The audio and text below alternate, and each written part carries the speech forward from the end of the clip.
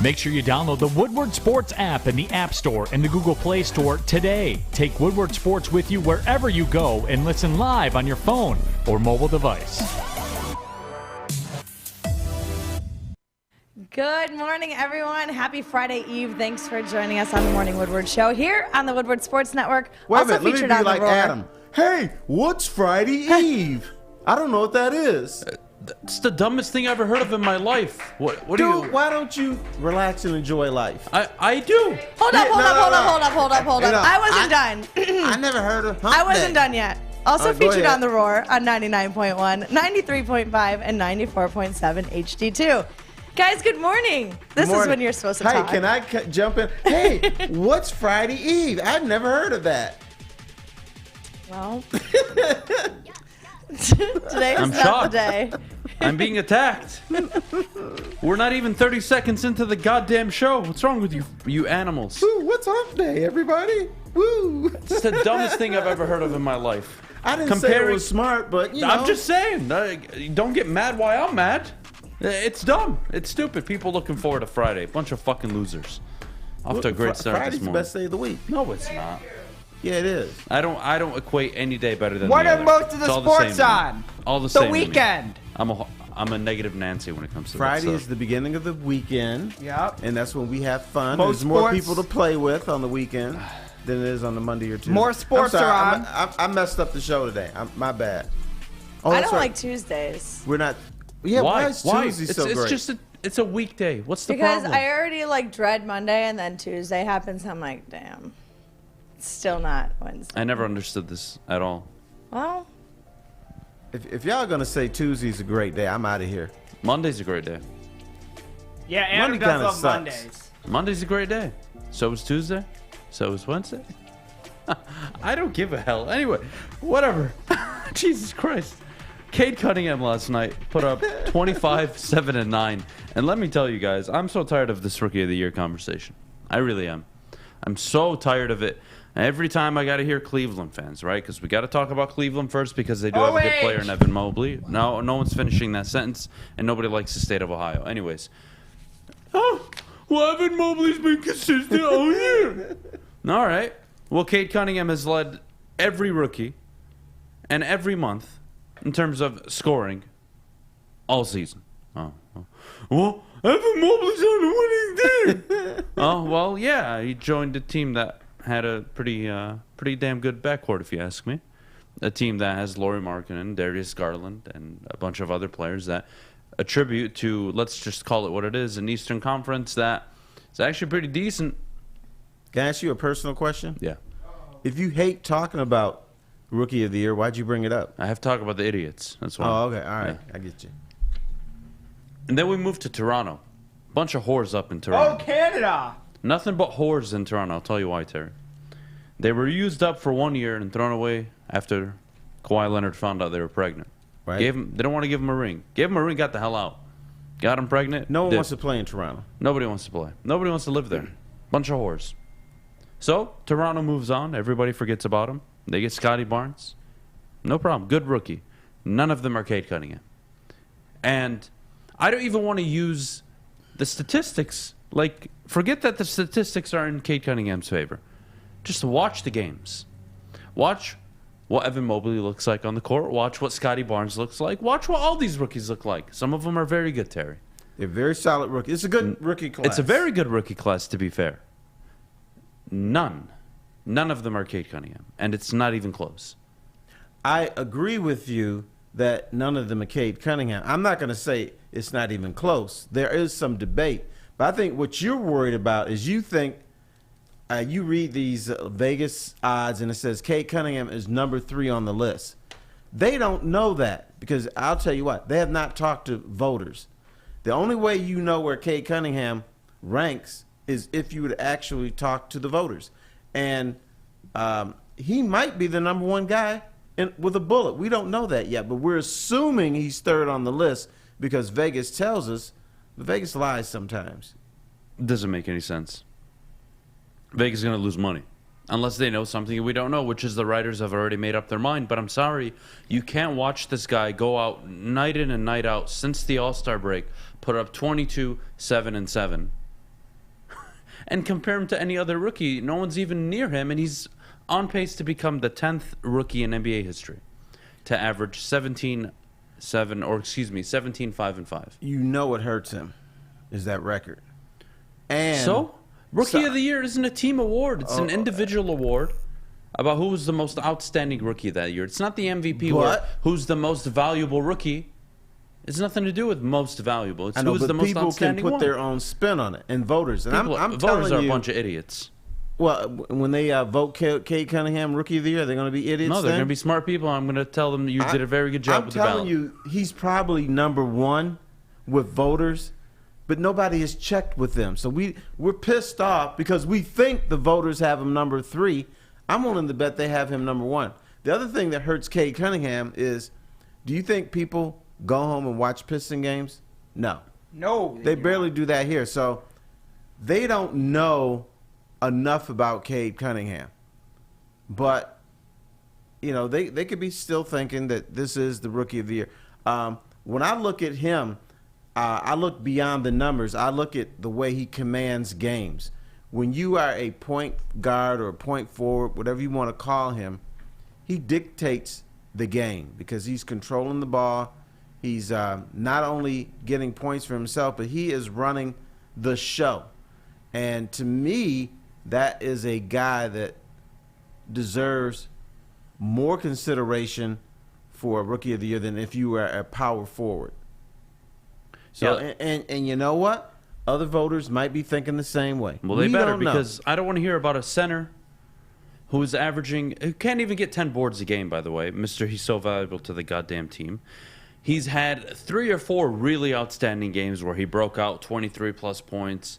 I believe he had a 30-point game as well not too long ago. And the rest of the season is 13-7, 13-8, 13-9, 13-6, 13-12. And it's just whatever. It's fine. It's very good for a rookie. Good for him. Good for Cleveland. I don't care. That's still not the Rookie of the Year. It's just not even close. So what are you afraid of? Are you afraid that I'm afraid that this world is falling into a deep, dark place. I feel like we're going into a space where idiots are making decisions. And if I was the president, I would start getting rid of some of these idiots. okay, the idiots might vote Cade Cunningham Rookie Well, then of the they Year. can keep their lives.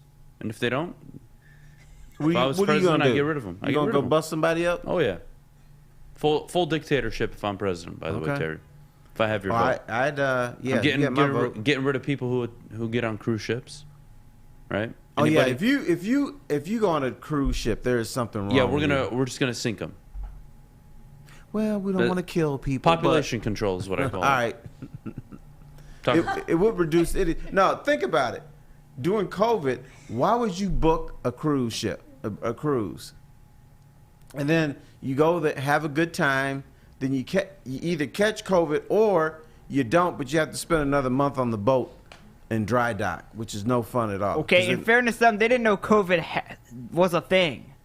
No, there are people who knew about COVID, and they still booked cruises. Maybe they just have an elite immune system. Yeah, like well I then do. they are idiots then. Well, you know I mean, what? I am one of those people that in February, when COVID first landed in the United States, I did fly to Vegas and take a golf trip. So I love can't that talk. for you. Yeah, Oh, golf trips. So you were outdoors? I was outdoors. Yeah, Okay, a little all right. different. I well, may but still went okay, downtown. a cruise but- is outdoors. Some of it, not all of it. Some of it's outdoors. Most of it is indoors. And This is a great stat, by the way. and you're stuck with stupid people. Yeah, you are. Stupid people that's are the true. problem. I'm telling you. Yeah. Just let me get rid of them. I don't know why you guys are making this so difficult. Alex brings up a great stat line. I saw this the other night, too. 25, 5, and 5 games. All right, Terry? 25 points, 5 rebounds, 5 assists. Out of all the rookies in the entire NBA, combined, they all have 7. How many does Cade have? He probably has 25. Oh, no, I wish that 15? he'd be an MVP. And he has 8. The point is he has more than all the rookies combined. Okay. And beyond that, I just don't understand why it's a conversation. That's actually what's upsetting me. It should be, oh, this guy's the clear favorite. And I don't care that he's a Detroit Piston at this point. If you can't recognize that this is the best player in the draft class this year, I can't help you. Just like with LaMelo Ball last year. Yeah, he missed some games. That was the best rookie in that class last year. Nobody played at his level. He was out there putting up 17, 7, and 7. Very similar to what Cade Cunningham is doing. But this year, it's not good enough. I just don't get it. You don't know that. You're getting yourself I do know worked that. up. The Vegas lines have Cade Cunningham, I believe, as the second favorite. All of the NBA.com rankings have Evan Mobley as the number one rookie right now. All of the, if you want to call them third party, The Athletic, all of these other NBA coverage sites that take care of the league have Evan Mobley number one. Writers, reporters, whoever you talk to outside of this town, Evan Mobley is the Rookie of the Year frontrunner. This isn't just me looking at a Vegas line. Okay, Vegas doesn't know. Vegas knows everything. No, if anything. they don't know this because I was an NBA voter for many years. Let me toot my horn, pat my back. No one ever asked me who I'm voting for. I just voted who I wanted to, and then I kept hearing, "Well, this guy's going to win. This guy's going to win." Not in my book, and a lot of times they didn't win. And now, what we need to find out, because this will come out. Somebody is going to do a poll where they actually talk to voters. That's the thing you have to worry about. That's when you're going to find out who's actually the front runner. This Vegas bull. But look, there was that guy in Chicago this year that said, "Oh, I'm not voting for Aaron Rodgers because he's not a nice guy." Habarkish. Come on. Okay, these reporters are a bunch of idiots too, and they're biased. And I don't. Again, there's idiots wherever you go. Unfortunately, and I'm telling you, if I was president, I'd eliminate them. Anyways, the point, Terry, is I don't think it's a conversation. I've watched enough of Evan Mobley. I've seen enough of Scotty Barnes, and again, if you want to compare anything statistically, it's not a comparison. So okay, let's put that to the side. Okay. One guy is clearly running the show for a franchise right now, and the other two are just kind of like fitting in and learning their roles. But having fine seasons. But Very you know, good seasons. you can twist numbers any way you want. I was reading somebody who likes Scotty Barnes, and they say when it comes to points, rebounding, assists, he came up with the whole box of stats. Scotty Barnes is the only rookie in the top 5 among rookies in all of these categories. So he said Scotty Barnes should be the guy. But then you can say if you look at points, rebounding, and assists, then Cade Cunningham should be the guy. I look at who is influencing games more than anybody, and it's Cade Cunningham because of the way he plays. He's a point guard, point forward.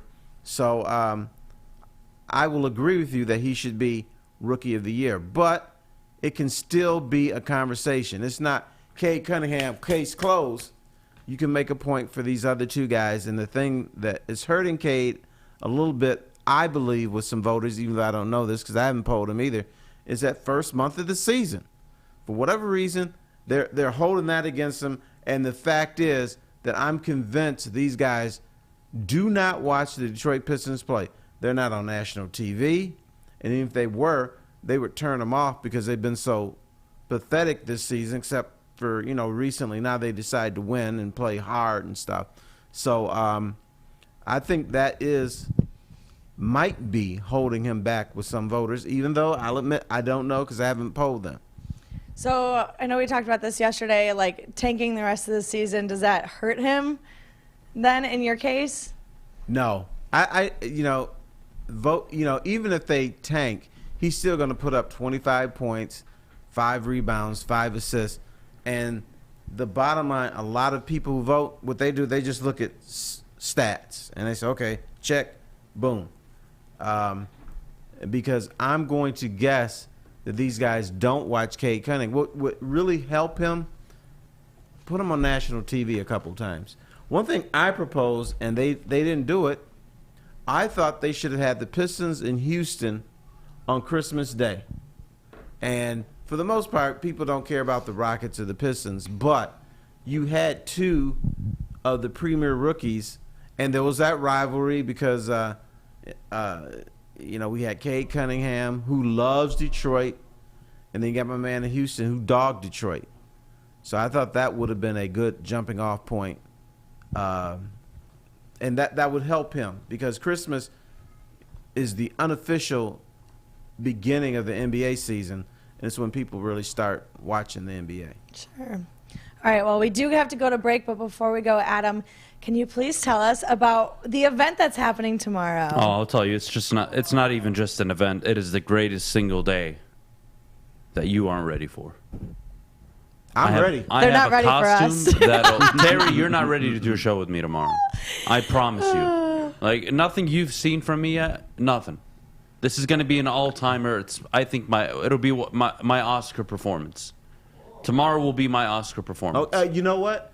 Don't be ho boy. Back it up. Oh, hell yeah. Don't worry. I can't wait. I want to be like, oh, my God, where am I? What am I doing? I want to be scared tomorrow. It's going to be a great time. Opening day tomorrow at the Brass Rail. The morning show is going to be down there from 8 to 10. Big D Energy 11 to 1 at the Music Hall. And then bottom line, 2 to 4 at the Brass Rail. Opening day for the Detroit Tigers. Baseball is officially back. Come by, check us out. Have a drink or two, maybe 3 or 4 if you're someone like Maddy, 5 or 6. And we'll see you guys in a little bit. Cintron is the official energy drink of the Red Wings, proud partners of the Detroit Pistons, and exclusively served at Little Caesars Arena. If you're looking for premium ingredients, long-lasting energy, balanced hydration, essential vitamins, and great taste, Cintron is your top choice. Hi, my diamonds. It's Crystal with an X. You want to get hot and perfect like me? Here's my super easy routine. Drink at least a gallon of water before you wake up. Attach a weight to everything in your house. Hello? Sell your car and just sprint everywhere. Scream when you exhale. Don't follow Crystal with an X. Do your own thing at Planet Fitness with tons of equipment and free fitness training in our clean and spacious clubs. Join now for just $10 a month and cancel anytime. Baseball, beer, babes, more beer. Opening day live from Brass Rail and Music Hall Amphitheater with Woodward Sports. Guys, if you don't think Cade Cunningham is Rookie of the Year, I'm going to need you to stay out. Wow, Guardian Alarm gets it. A good defense on and off the field that helps you feel secure. Guardian Alarm has state-of-the-art technology that helps you feel safe, all with 24/7 local monitoring. Guardian Alarm also has convenient features that let you check in on your home, control your lights and temperatures, detect smoke or carbon monoxide, and it even lets you lock and unlock your doors. Call 1-800-STAY-OUT today. That's right, you heard Fish. 1-800-STAY-OUT. Anyone who doesn't want to watch the Masters, leave. Stay out. Get away. I'm watch going. the Masters. Guardian Alarm has been trusted for over 90 years at keeping families safe. All right. Jesus Christ. Fish, one of these days I'm just going to backhand you. I love you, buddy. You've been telling me that for like a year. Is it going to happen, or are you going to threaten me? I'm just trying to avoid going to jail. But anyways. Okay. Well, I can't help you there. Are you ready to get pissed off? Oh, God, what? I actually talked to a NBA voter who has a vote on Rookie of the Year. Yesterday? It was a week ago. Okay.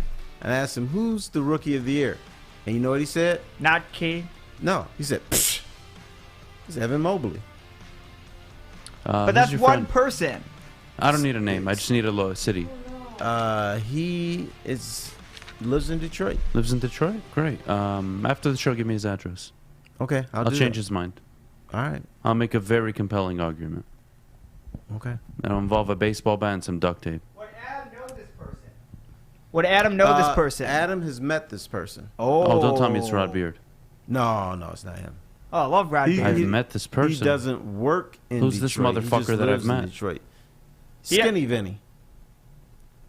The hell's Skinny Vinny? Skinny Vinny is Vince Goodwill. You've met him? Oh, yeah, he has. I told you I'd piss him off. That's okay. Well, Bees okay. went, You know what? Evan Mobley. We're gonna move on this one. Maybe people aren't ready for Cade Cunningham to be Rookie of the Year, but are the Detroit Lions ready for Kayvon Thibodeaux? Yeah, they should be. Not too long ago, we were talking about this guy's the clear #1 prospect. I don't understand for the life of me how this is even a conversation. If Aiden is going #1 overall, and the guy is sitting there at #2, it's very difficult to pass on Kayvon Thibodeaux. Let's just address that. #2, Peter Schrager. of the NFL Network came out today with his first official mock draft, and it has Aiden Hutchinson going number 1 overall, Kayvon Thibodeaux going number 2 overall. So I'm feeling good. Schrager's a guy I love to follow, Terry. The way I'm looking at it, you get a guy that was the consensus number 1 all college football season, and number 2 overall, that's pretty damn good value. And you know what? If you miss on Kayvon Thibodeaux, what the hell am I supposed to say? I in my heart of hearts believe that the Lions are going to take Thibodeaux. All these mock drafts, some of them I just laugh at, and they're based on the incompetence of the Lions in the past. But you have to look at what the Lions are today. I think they will take Kayvon Thibodeaux. Now, Maddy, your question, you could ask that one of two ways. One, should the Lions draft Kayvon Thibodeaux? And that answer is yes. Now, you ask, are the Lions ready for Kayvon Thibodeaux? And I'm telling you, if this regime has changed, that answer is yes. If the Lions are the Lions of the past, the answer is no. And I'll tell you why.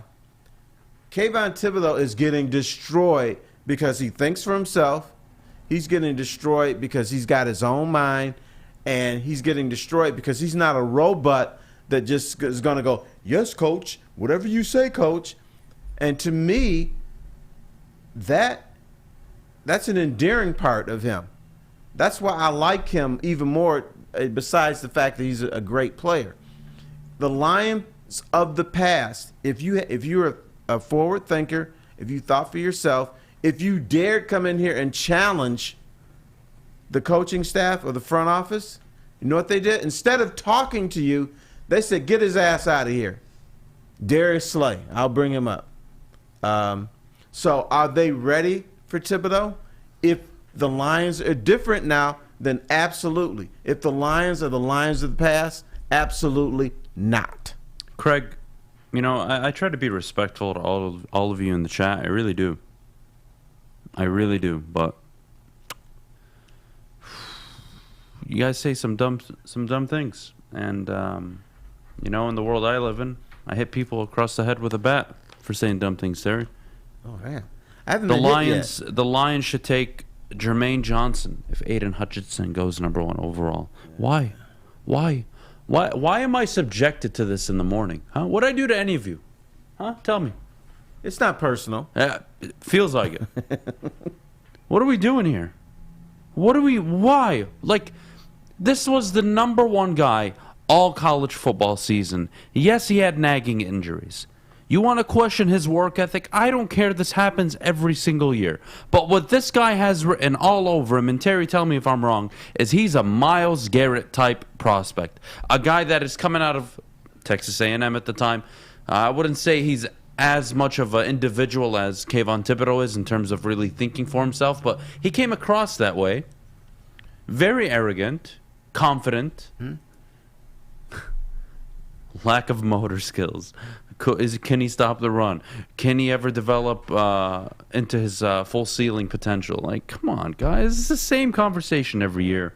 And, if you're not taking a quarterback and Kayvon Thibodeaux's there at number 2, for me, it'd be hard to justify them passing on him. Okay. Like, they would have to know something. That's why they sent 7 people out there. They would have to know something that nobody knows. All right. Would chronic knee injury. It could be maybe he's a dope fiend. I don't know. But there has to be some legitimate reason why you pass on him at number 2, and I don't see it. The only way they could pass on him legitimately and make an argument for it, Terry, is if they go after Malik Willis or any quarterback for that fact or for that matter, because I can justify wanting to invest in a quarterback. It's the most important position in football. But even then, there may be an issue. I talked to a guy that I know from the NFL, and he told me he suspects, and there's other people who suspect, that there is a lingering injury with Thibodeaux. Even though he ran the 40 time very fine, he did his shuttle thing very good, they think that the University of Oregon is hiding an injury with Thibodeaux.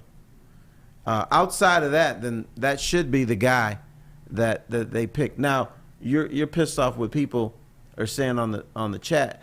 Be wary of that, because a lot of people want to be the smartest guy in the room, and they say that, and they don't know, but they're guessing. They're taking a leap of faith that he may not pan out, and they can say, "Hey, told you, see, Adam, you didn't know what you were talking about." That's what that is all about. But based on what you see on the field when he is healthy, guy's a monster. And the Lions don't need a guy who's versatile. They don't need a guy who's great at stopping the run.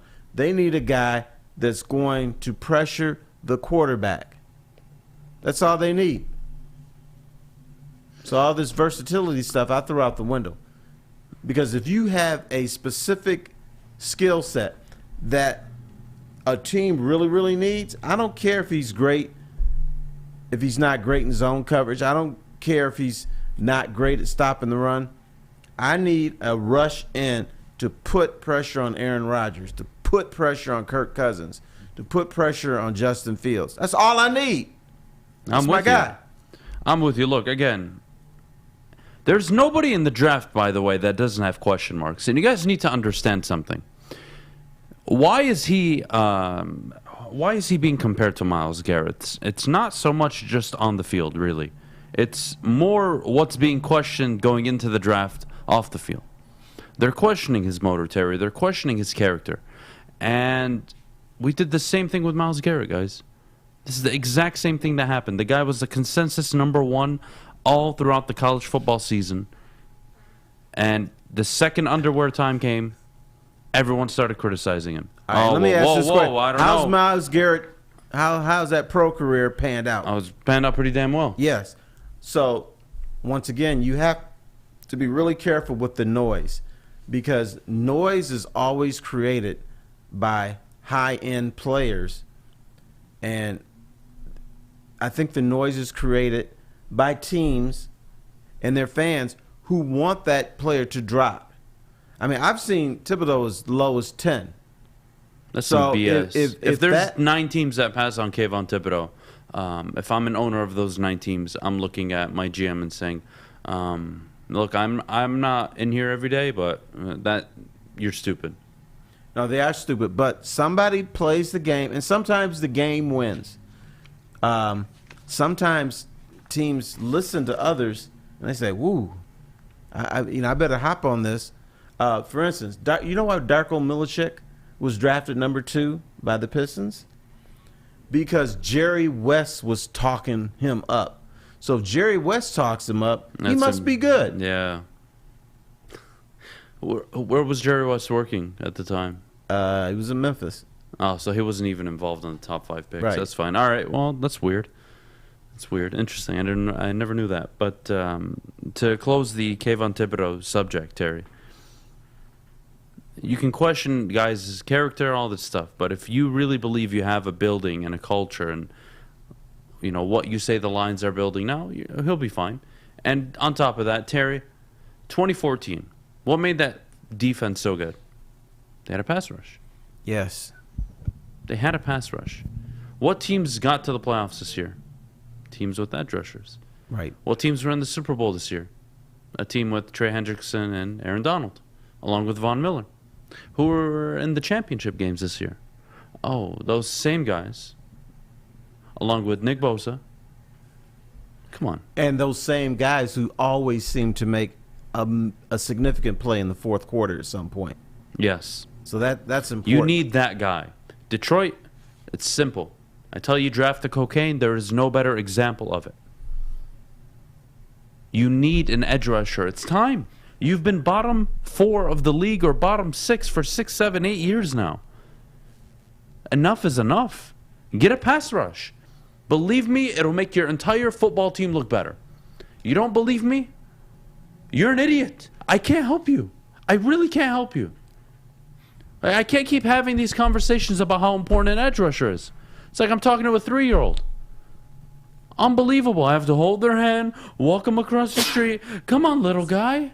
We'll get there. We'll get to the edge rusher. Come on, buddy. Jesus Christ. That was my kid. I backhand the fuck out of him. All right. You want to hear that? I know you're in a bad mood today. That's all right. But in order to ensure that Thibodeaux is the right guy, what you should do is you should take Penei Sewell out, get a bottle of rum or vodka or whatever he wants, feed him a few shots, and ask him, tell me about Kayvon Thibodeaux. Why would I not draft him? And if he looks at you like, I don't know, then that could be your guy. Guys, I'll tell you why nobody wants to trade up. Because you don't trade up in the NFL draft unless it's for a quarterback.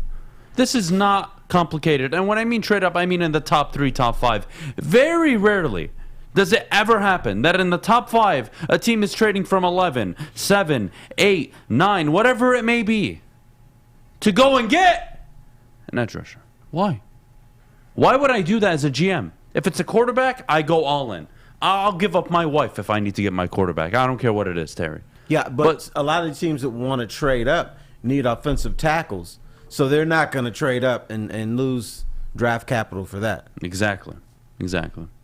Now, if Malik Willis was he's another underwear boy. If he was a badass, he's another underwear boy. Now, the Lions picked the worst year to be number 2 because this is a bad. You want to be number 2 next year or number 3 next year because there's going to be and you'll probably take the best quarterback. And if you decide to push it down another year, guess what? Somebody's going to trade up with you, and you're going to walk away with maybe the second best quarterback, another linebacker or safety or whatever. You're going to get some draft capital next year. This year, people are not going to trade up with you. That's the point.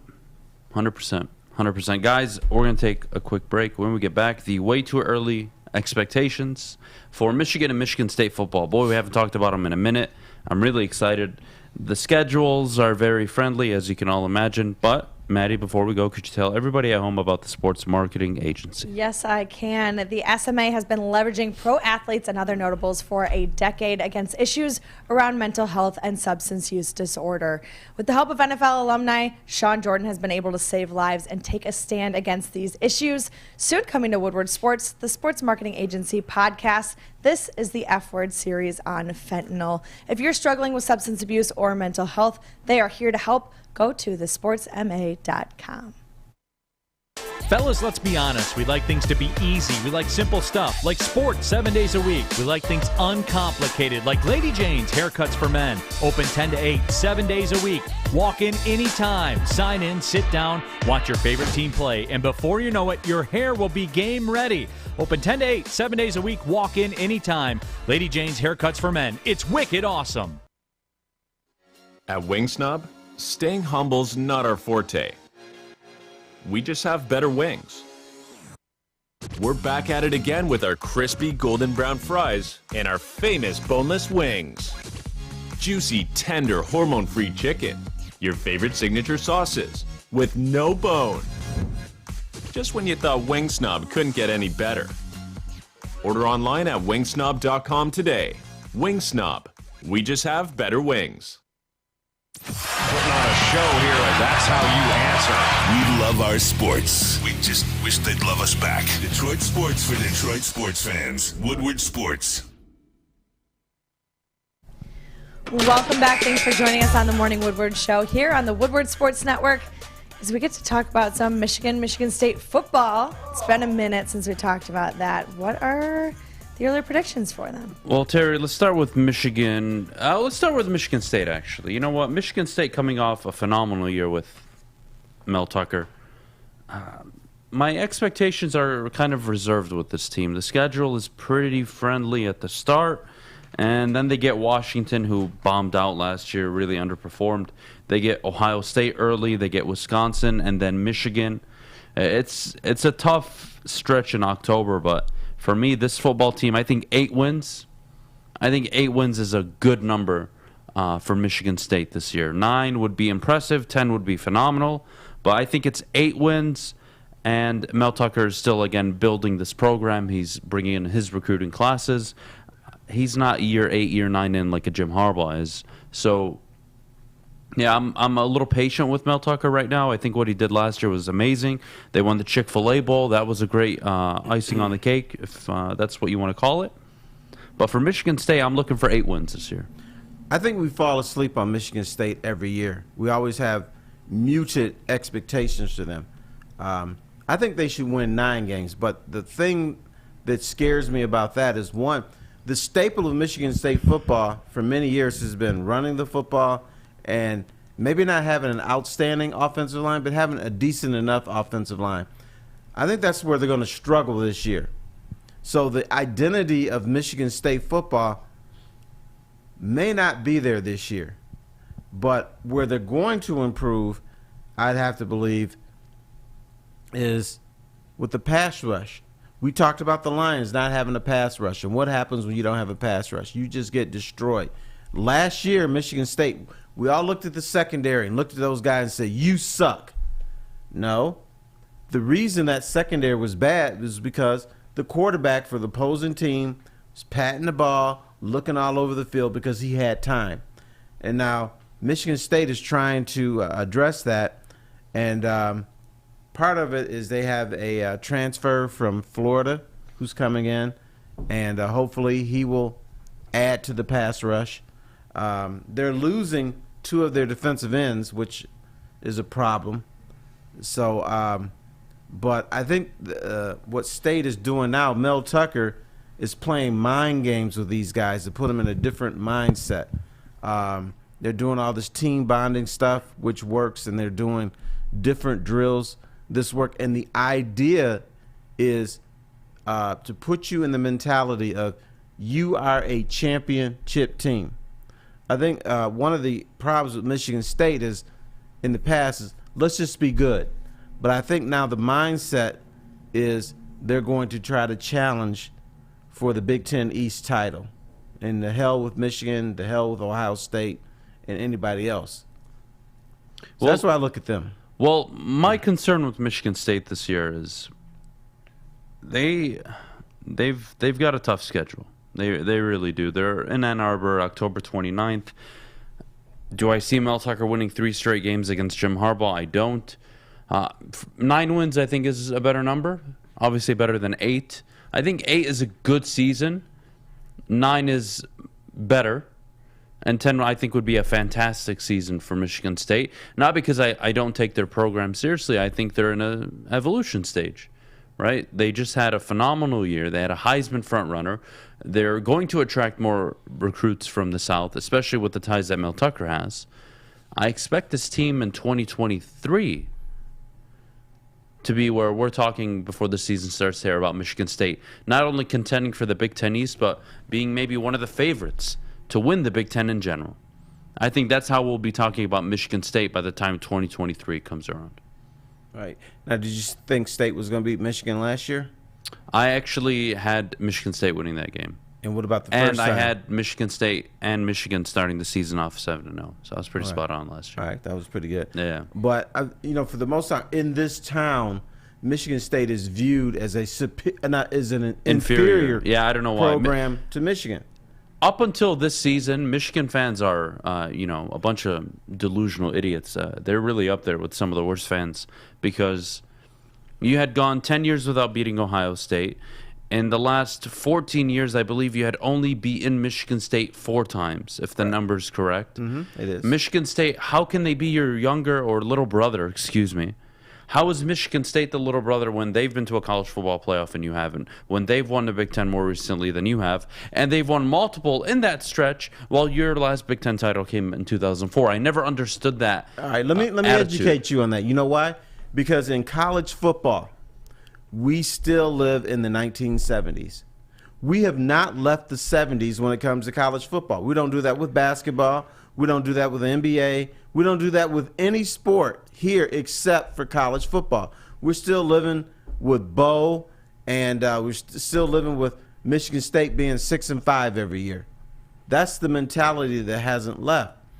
The fact that Michigan State has won 10 out of the last 14, I bet you a bunch of people, when they hear that for the first time, they're like, really? No way. Things have changed. But, Michigan State is still considered little brother. They still considered an inferior program. But I tell you, I got to know William Golston, who played for Michigan State. And he said We like when people say that. We hate the little brother thing, but what it does is it pisses off all those players. And if I'm a 2-star, all of a sudden I'm a 3-star. It galvanizes that program. And he said anytime that Michigan starts talking the little brother BS prior to that game, he can guarantee Michigan State's going to win that game. So it's perception. No, I get it. And speaking of perception, we got to talk about Michigan. Yes. Defending Big Ten champions. Mm-hmm. Their schedule is, I would say it's more of a cupcake schedule, 8 home games this year. Right. And what I'm expecting out of Michigan is to contend for the Big Ten again. I expect them the last game of the season, however that may be. The last game of the season in Columbus, if they win that game, they go to the Big Ten championship. Even though that's the reality most years, that's got to be the expectation this year. You're talking 10 wins minimum by the time you're getting to Ohio State. I'm thinking 10-1 is realistic. 9-2, you're okay with, but then you have to rely on Ohio State possibly losing another game before then. And I think Ohio State are going to run the table this year. C.J. Stroud returning, and Jibba Smith, Marvin Harrison Jr. That team is just going to get better, and they're going to be so much better on defense. I think Ohio State's the clear Big Ten favorite, but Michigan, you want to talk, or you got to step up. It's time to now take advantage of the phenomenal season you just had. Don't sit there and follow it up with an 8-9 win season. Go out and win 10 games, double digit. Finally win a bowl game. If you can beat Ohio State and Columbus, that would be fantastic. Great, you're in the Big Ten title game likely again. And if not, oh well. But compete. That's the key word. Make sure you're competing by the time you roll into Columbus. Don't be out of contention and, all right, we're just going to play it. Like, I want to see a 10-win team likely by the time they're in Columbus, Terry. Michigan needs to do 2 things. One, they're going to have a very diverse offense. The wide receivers are great. I'm expecting, and I know they have Blake Corum, but I'm expecting Donovan Edwards to be like a monster or close to it. And the second thing Michigan needs to do is take Michigan State seriously. I think they go into that game, yeah, we're going to win, well, we're better than you. No, you got to go into that game and like, these assholes can beat us. They can embarrass us, so you got to, we need to be more serious about this game. State is serious about the Michigan game. They go in focused, pissed off, and ready to go. Michigan is more like, we want to win this game. Yeah, it's a rivalry game, but they don't take it as serious as they should. And that goes back to the whole Michigan arrogant asses. You know, who's got it better than us? Nobody. We're the greatest. No, you're not. You think you are. You think you can beat everybody else. But you got to put in the time, and you got to put in the preparation, and you got to put in the mental work. That's why State beats them more times than not. Michigan this year open up at home their first 4 games of the year, Terry. Colorado State, Hawaii, Connecticut, and Maryland. That's pretty straightforward. Then they travel to Iowa. That's going to be a big game for them. Away to Indiana, home to Penn State, home to Michigan State, then Rutgers, Nebraska, Illinois, and then, of course, they travel to Columbus. Yeah, look, I think 9 to 10 wins has to be the expectation this year. You're going to want to walk into Columbus with an opportunity to represent the Big Ten East in the Big Ten title game. I think that's their objective every year, realistically, but we'll have to wait and see. And with Michigan, I think it comes down to one thing. Are they going to start White Boy at quarterback? And if they're not going to start White Boy at quarterback, I'm going to have to do some things I don't want to do. So I'm tired of hearing, well, Cade McNamara, he's a Big Ten winning quarterback. Huh. Well, he is. Well, it doesn't matter because it just doesn't matter. Now, again, I'm just going to try to explain it to you guys one more time because I'm losing patience with this whole Cade McNamara thing. He's a very good game manager. He won't turn the ball over. He won't make timely mistakes. But what you lose or what you gain in not throwing interceptions is what you lose in converting 3rd and 7s, 3rd and 8s. What you lose on 1st and 10 taking deep shots down the field. The guy can barely throw the ball 15 yards downfield. And Okay, you don't that's believe not me, true. and if you don't believe me, it is actually really true. If you don't believe me, go back and watch every single Michigan game. Not the first 4 games of the year. Go into the heart of the Big Ten schedule and go see what plays were ran when Cade McNamara was the quarterback. It was obviously run-heavy focus of an offense, but the key strategy for Michigan was when J.J. McCarthy was in, the wide receivers would run vertical and do comeback routes. When Cade McNamara was the quarterback, it was a bunch of underneath and misdirection plays. That is the reality of Michigan. They are limited under. So Cade you just McNamara. want to be entertained. I don't want to what be you're entertained. saying. No, I think they're. What is that Michigan's ceiling as a football program? Michigan's ceiling right now with Cade McNamara. No, period. What What do you is mean? Michigan's ceiling as a football Competing program? for the Big Ten every single year. Okay. And they did that last year Yes. and won it. Yes. For the first time in 14 And- years. No, 18 years. Right. And McNamara was the quarterback for 1 year, did it his first year. Now, their ceiling is this. Their ceiling is winning the Big Ten, going to the college football And losing. semifinals. But why and is getting their that? But ass why is kicked. that? Why because is the that, Terry? program is not Right? as talented as Georgia or Alabama. They don't have the 5-star that's- guys, right? No, they don't. Well, what made Clemson a 5-star program? Was it that, they had really good talent like a Michigan does? Or was it, Deshaun Watson showed up and you finally had that X-factor quarterback that could actually help you go toe-to-toe with an SEC team? All right, what is that is the Peyton- key difference. And that's what I see in J.J. McCarthy. What I see You don't is a know. 5... You don't know. You but don't you know. think you know. Dude, you that's don't know. That's the You are fucking going point, by, Terry. You're No, going by that is the what point. he did in high Jesus school. Christ. He's a guy that He's a might turn the 5-star ball recruit. over. I need to see him That on the doesn't field, mean Terry. anything. Yes, it does. I don't want to see some mobile. Holy hell, Terry! I can't believe this is coming out of your mouth, Terry. He's You know a 5-star why? Because recruit. They've I like never to see gotten the win. quarterback right. You just like you. I want to have fun. When No, I go I to the don't. game. You're the Yes, one you do. saying You're that a guy bullshit, that, Terry. Hey, entertain me. I don't care that about BS winning. is coming out of your mouth, Terry. I haven't once said that I want to be entertained by Michigan. you I don't haven't care. said it, but I you're think the insinuating ceiling. No, it. I am not. The ceiling is so much higher with J.J. McCarthy, and that is the reality. And if you just want to stick with Cade McNamara, you can enjoy losing games to Michigan State. You can enjoy losing to Iowa, and you can enjoy losing this year to C.J. Stroud because you're not going to go toe-to-toe with him again But in you know Columbus what you this said year. yesterday?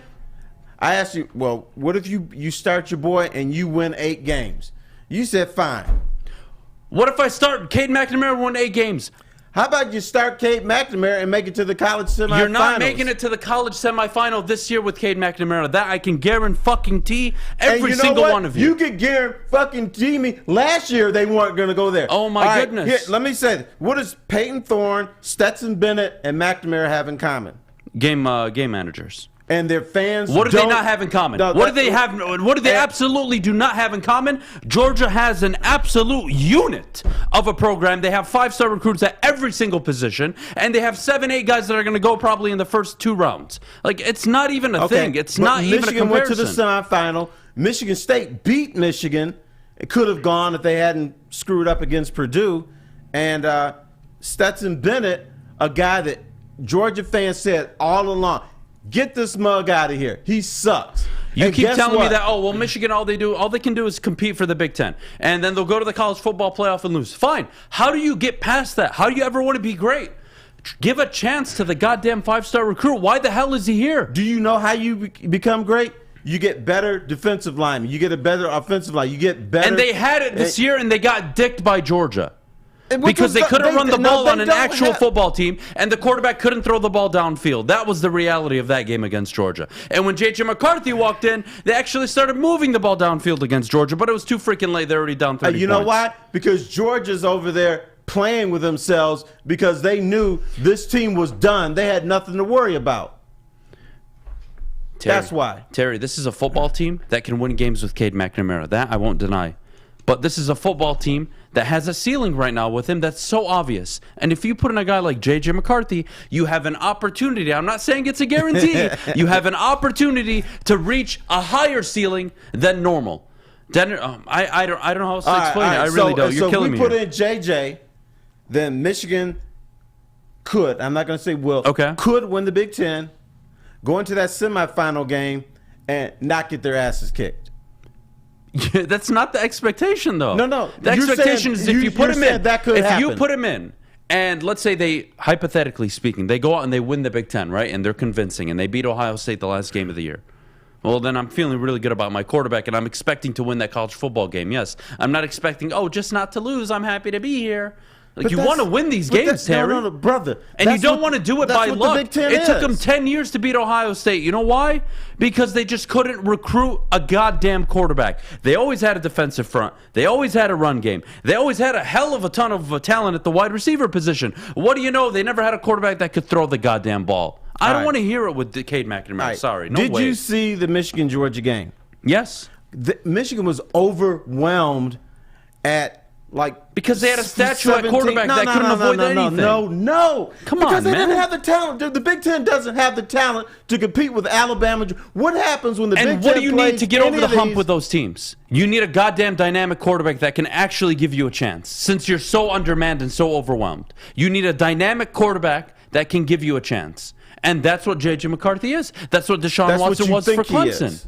You don't know that. I do know that. I've seen it. That's how Clemson went from just a standard team winning 10, 11 games in the ACC to they took that next step where they were actually competing. That's Deshaun Watson. That's an entirely different guy. Why are you recruiting 5-star quarterbacks, Terry, so they can fucking beat Deshaun Watson? Well, you know what? He must not be beating out McNamara in practice. So he must not be all that in a bag of chips, brother. Or Michigan is a stuck-up program that doesn't want to, get out of their old goddamn ways. Oh, well, game managing quarterback, I can win 8-9 games and I'll keep my job. Or instead of taking a risk, like you said, maybe they win 8 games. But damn it, at least give me a chance, Terry. You don't have a chance in Columbus playing the way you did last year because, one, you lost your entire edge rush. That's gone. You're not getting to C.J. Stroud 15 times from one side of the line of scrimmage. It's just not going to happen this year. It took you 10 years to beat Ohio State. It's going to take you another 10, Michigan, if you keep playing this Cade McNamara game. I promise you. I promise you, Terry. So you think Michigan can win a national championship if they put JJ? I think Michigan can compete for a national championship, given the way they recruit every year, with that caliber of a quarterback, yes. And I'm talking about a 5-star quarterback, not just J.J. McCarthy. I'm talking about bringing in a goddamn legitimate quarterback that they haven't had forever. Now, we're talking about J.J. McCarthy. Yo, J.J. McCarthy, again, my expectation, he's a 5-star recruit. I expect him to be one of the best quarterbacks in the nation. That is an absolute expectation. And if he isn't, God damn it, they need to get the quarterback right, Terry. We'll always go back to them getting the quarterback right. That is what is preventing them. They had the talent on defense this year. They had a pretty decent defense. They have 3 guys that are going to be drafted in the first round before he tore his Achilles, David Ajabo. Him, Daxton Hill, and, Aiden Hutchinson. Mm-hmm. On the offensive front, they've always had a pretty good offensive line. They've always been able to run the ball. They've always had a ton of talent at wide receiver. They never had a quarterback. That has always been the missing link. Mr. Quarterback Whisperer, Jim Harbaugh. They've never had a quarterback. That's what's held them back. And last year, you can get away with beating in Ohio State. I'll give you your roses. That was great. I was at the game. State Very good performance. Ohio State last year. Thank you. And when Ohio State is Ohio State this year, and I think they're probably going to go undefeated this year and run the table, well, then what? What are you going to do in Columbus when C.J. Stroud's thrown for 400 yards? Then what? Are you going to run the ball, Jim? You're going to let McNamara throw a 3-yard underneath route to Eric All? Fuck off, man. Can't happen. Or we can have J.J. throw that big interception that seals the game for Ohio State. Matthew Stafford threw 17 interceptions. God damn it. Give me a guy that's taking chances and trying to win a goddamn football game. I'll live with it. All right, but that's the NFL and college football. 2 different animals. College football, the only way you can win with a game manager is if you're a program like Alabama and Georgia. Nobody else does it. Nobody else. It is not a thing. Nobody else wins with a game managing quarterback outside of those two programs because they are literally full of NFL talent. It's just not even a thing. Michigan State won with a game manager. Michigan State, what do you mean? What'd they win? They won nothing.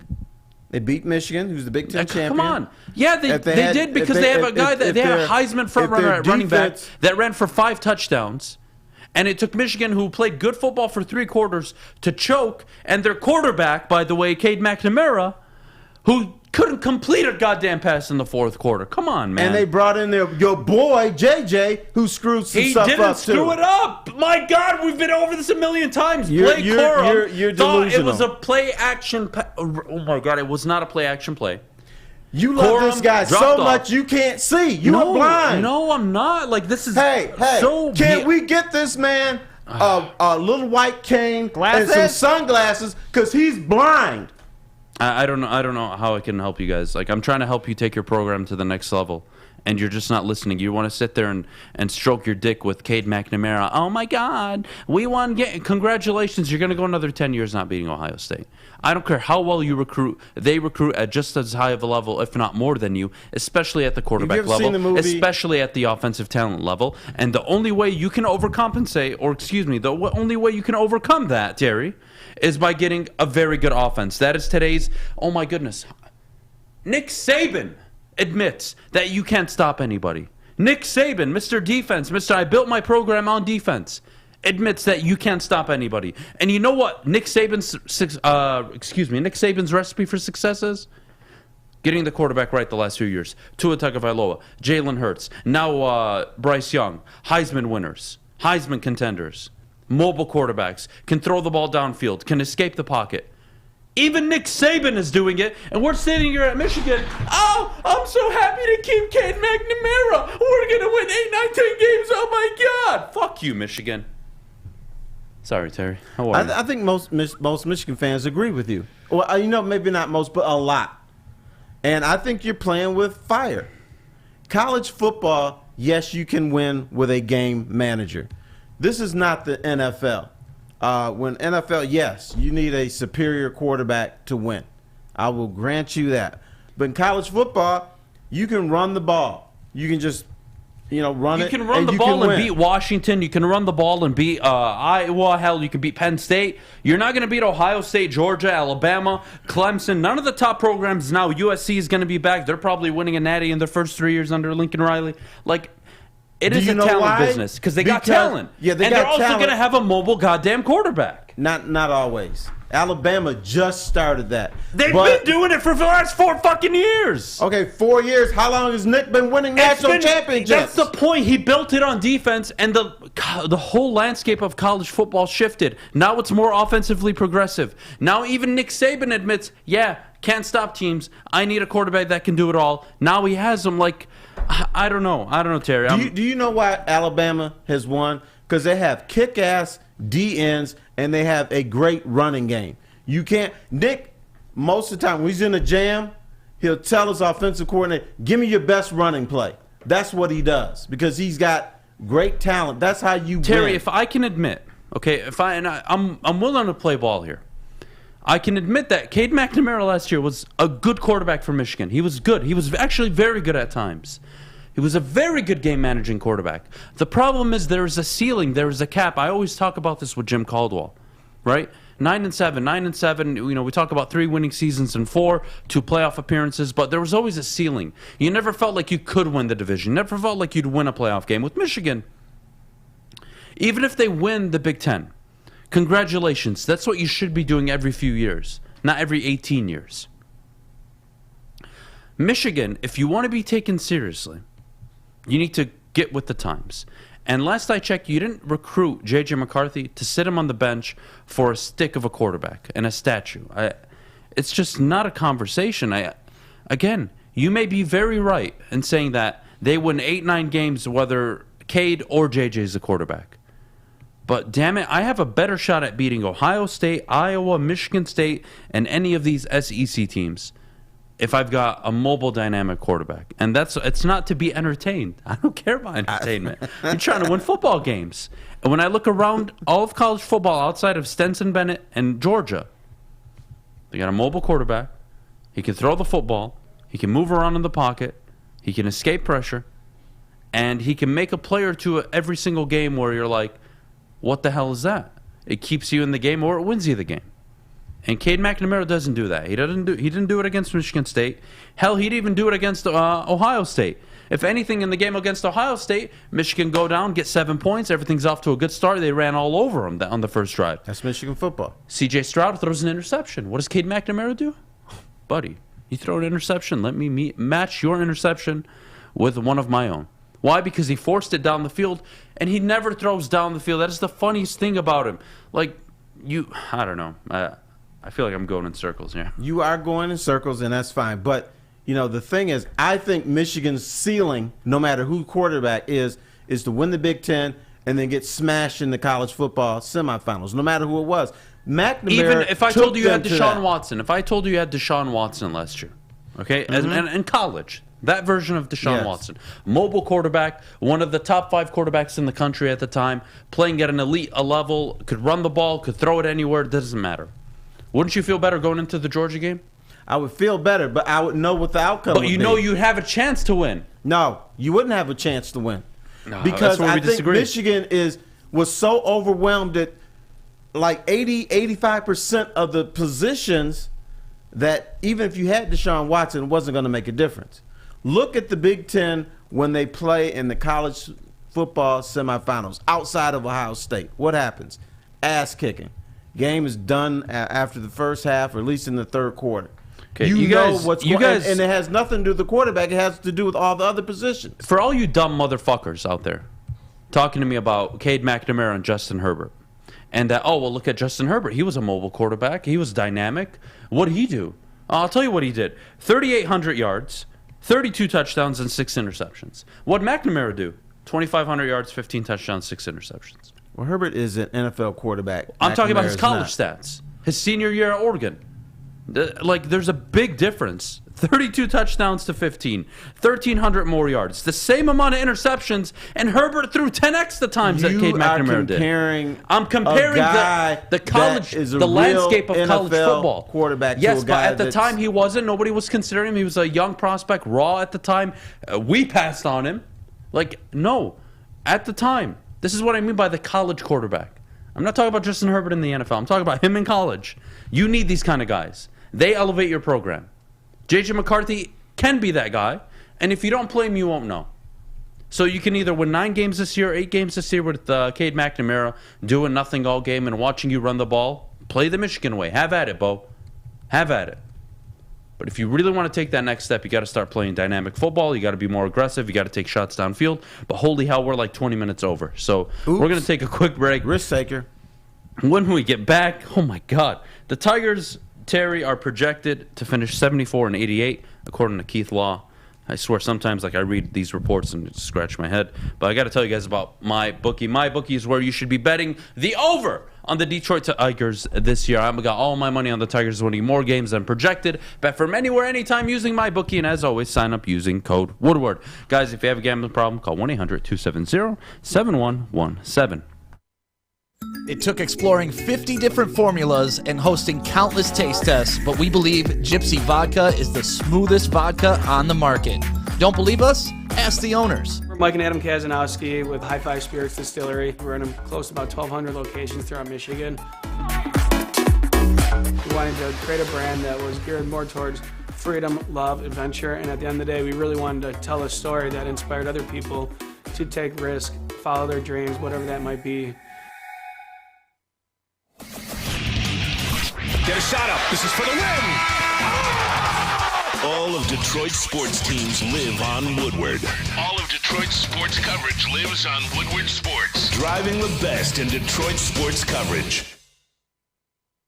Well, I just learned this about Terry. Big Boy is one of Terry's favorite restaurants, and the Seafood Fest is back at Big Boy, including a Friday night seafood buffet, which is his favorite. It goes until April 24th. Catch it while you can.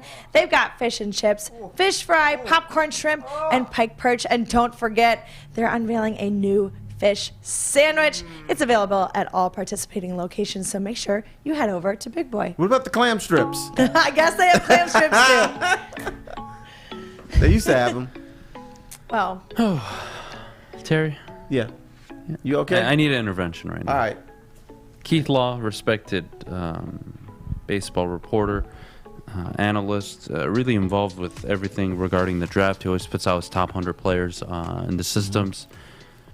Comes out and says that the Tigers, he projects them to win 74 games. Now, I may not know everything, Terry, but if the Tigers won 77 games last year, and they're going to win 3 less games this year by acquiring one of the better shortstops in baseball, calling up 2 young rookie bats, more young arms, signing free agents, and now just trading for a guy that's finished twice in the top 20 in MVP voting in Austin Meadows. they're going to lose 3 more games than they did last year. I don't have a drug problem yet, but somebody does in this room, or Keith Law does. I don't know what's going on. Maybe I do. Maybe I'm wrong. But I just don't see how the Tigers are not an 84, 85 win team minimum this year. Well, I have come to this conclusion, and I must admit it to everyone, I'm a dumbass. I'm a dumbass because I keep looking at these Tiger predictions. I'm like, that can't be true. Somebody's got to be asleep. So I must not know what's happening, because I expect them to win 80-something games. I mean, it's not going to be 89 or 90. But this is a better baseball team with better players. And, you know, we talk about the greatness of A.J. Hinch. Don't you think he will be better, even better as a manager his second year with this team? But see, I think what happens on a national scale is people just look at their record last year and say, okay, they won 77 games. That wasn't that great. What they didn't see or don't realize, they started 9-24. They absolutely sucked. And then they became, I would say, an above-average baseball team. They're not going to start 9-24 this year again. We're not going to go out to Comerica Park and say, oh, God, this team is awful. It's a better team. It's going to be a better start, a better A.J. Hinch. But, you know, to me, there's no way they're going to win fewer games than last year. Now, the only way that can happen is if you're telling me that the White Sox, Twins, Royals got way better. And that's not the case. You know, the White Sox should win this division. The Twins may or may not have gotten better. And then the Royals are the Royals, and I don't know. There's something we got to be missing. Maybe we're missing something we just don't see. I try to look at this fairly. Obviously, we're in Detroit sports, Terry, so maybe it's a little biased, but come on. 77-win team last year. Javier Baez, Austin Meadows, young arms, young bats. You have the best manager in baseball, and you're going to finish almost last in your division. Keith Law, are you okay?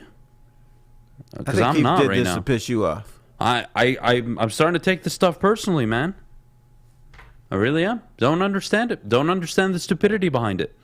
If you don't think the Tigers are going to be pushing for a playoff spot, I don't know what to tell you this year. Get ready to be surprised. Back in December, before they even made any of these signings, I said they were going to be an AL Central contender, and I thought they could win it. Granted, I took into consideration that they'd make a signing, but regardless of the point, Keith Law's a dumb bitch. And that's my conclusion. I can't justify it. How about he's just misguided? Dumb bitch sounds a lot better to me. A lot better to me. Can we clap it up for Keith Law? Yeah!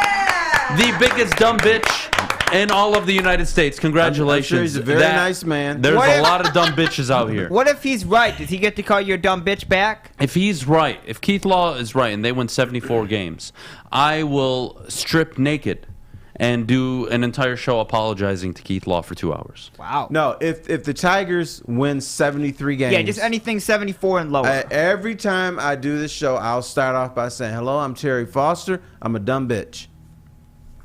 That's what I'm saying. Look, I'm doing a show with my dumb bitch partner, Damn Adham. right. Oh, look, I'm just saying, man. A lot of dumb bitches in the United States. Keith Law just so happens to be at the top of the list. Oh, not Leah Hextall? Nope, she fell to second. She was she was one for a long time. She was up in the power rankings. Yeah.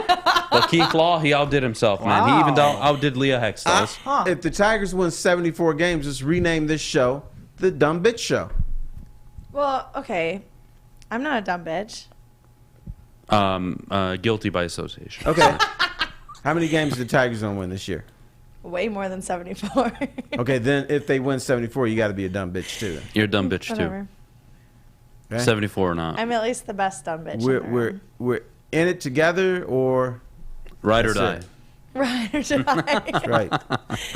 Oh my God! Let me tell you, by the way, Terry, I got a great I got great things planned for tomorrow. I can't wait. And my question to you is, what What's the most uncomfortable you've ever been recording a show before? Oh, boy. Because I'm making you really uncomfortable tomorrow. Yes. That's going to be hard for him to do. He's probably had some very uncomfortable when shows. I was uncomfortable. So I mean, you're going to have to really go up there with your bar. I am. I'm pretty sure I am. Yeah. You know what? I'm kind of like a duck where water just kind of goes off me. I don't think you can do it. So you think you're going to be okay? Huh? You think you're going to be okay? I think so.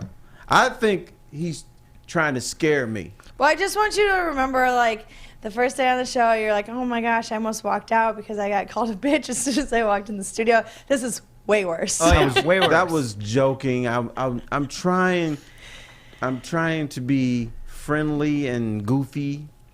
Okay. We don't do the friendly thing very well, but we don't apologize and we're not friendly here. The apologize was fake. You guys didn't realize that? No, I did. No, we did. Like, I don't know you, so I'm trying to be your chum. Nobody knows me. Nobody knows. Nobody can figure out Maddy. That I can guarantee you, Terry. All right. I've worked with her long enough. You kind of like just let that thing sit there and figure it out. Let that thing. She'll figure it out herself. Yep. You just let her sit there, whatever she's doing. I don't know. Yeah, whatever that is. So she's not a human anymore. She's just a thing now. No, she's just a thing. I want to see what she's like with a couple of beers in her You'll system. see that tomorrow. Oh, she's yeah, you'll see it tomorrow. Okay. Adam's seen it. Oh, you know, you guys will get to meet if you stick around a little bit. Buns and whoever else it is? My friend Buns is showing, but Fun is not. Who's Buns? Oh. Buns is a friend of mine. She's female. We hang out sometimes, and she's got another friend named Fun. But why is the name Buns? Because she's got a really good ass. So I call her Buns. I love Terry. And then her friend might be like Maddy. She just likes to go out and have a good time, and I'm free, I'm American, and I don't care. So her name is Fun. Oh. Nice. So she's not going to be able to make it. So the whole dynamic of Fun and Buns will not be there tomorrow. So I'm a little bit sad, but at least Buns will be there. Is that like the dynamic duo? You're going to see a lot of Buns tomorrow. I know, I will. That's the only hint I'm going to give you for tomorrow. You're going to see a lot of Buns tomorrow. tomorrow. I mentioned the costume yesterday, you got a little uneasy. Oh, I got some... because I may have been close to something. I got some stuff ready. Can't I got wait. some stuff ready. You're going to see some Buns. Anyways, I got to tell you guys about Planet Fitness, the official studio sponsor of the Woodward Sports Network. Can't thank them enough. And what you guys need to do is thank yourselves by going to the gym. Take care of your mental and physical health. Sign up today, $0 down, $10 a month, and you can start changing your life for the better with Planet Fitness. Sign up today at planetfitness.com or visit one of their many Metro Detroit locations. We'll see you guys in a little bit. 6 dark corners, a driveway and a patio, 5 windows that could become doors. Every house has unique security challenges. Guardian Alarm has more tech, more team, and more ways to help keep them all safe. Get a professionally designed and installed security and smart home system from Guardian Alarm. Sign up today and get a free video device. Guardian Alarm. Smart, right from the start. Call 1-800-STAY-OUT. Comerica Park, sunshine, the crack of the bat. More sunshine, warmth. We're almost there, Detroit. Summer 2022 will be the summer of Woodward sports. We just gotta make it through this damn cold first. The sun is shining, but you are not going to get a tan today unless you head over to Chili Peppers Tanning. That's where you'll find the cleanest salons in the D with spotless sanitized rooms and trained certified tanning professionals. Join the Pepper Club for all the best deals on unlimited tanning. They'll even beat competitors by $5. Don't forget, of course, to pick up Australian Gold, Designer Skin, Caltan, and Swedish Beauty lotions. Chili Peppers Tanning, it's where you find the hottest bulbs, the hottest deals, and the darkest tans.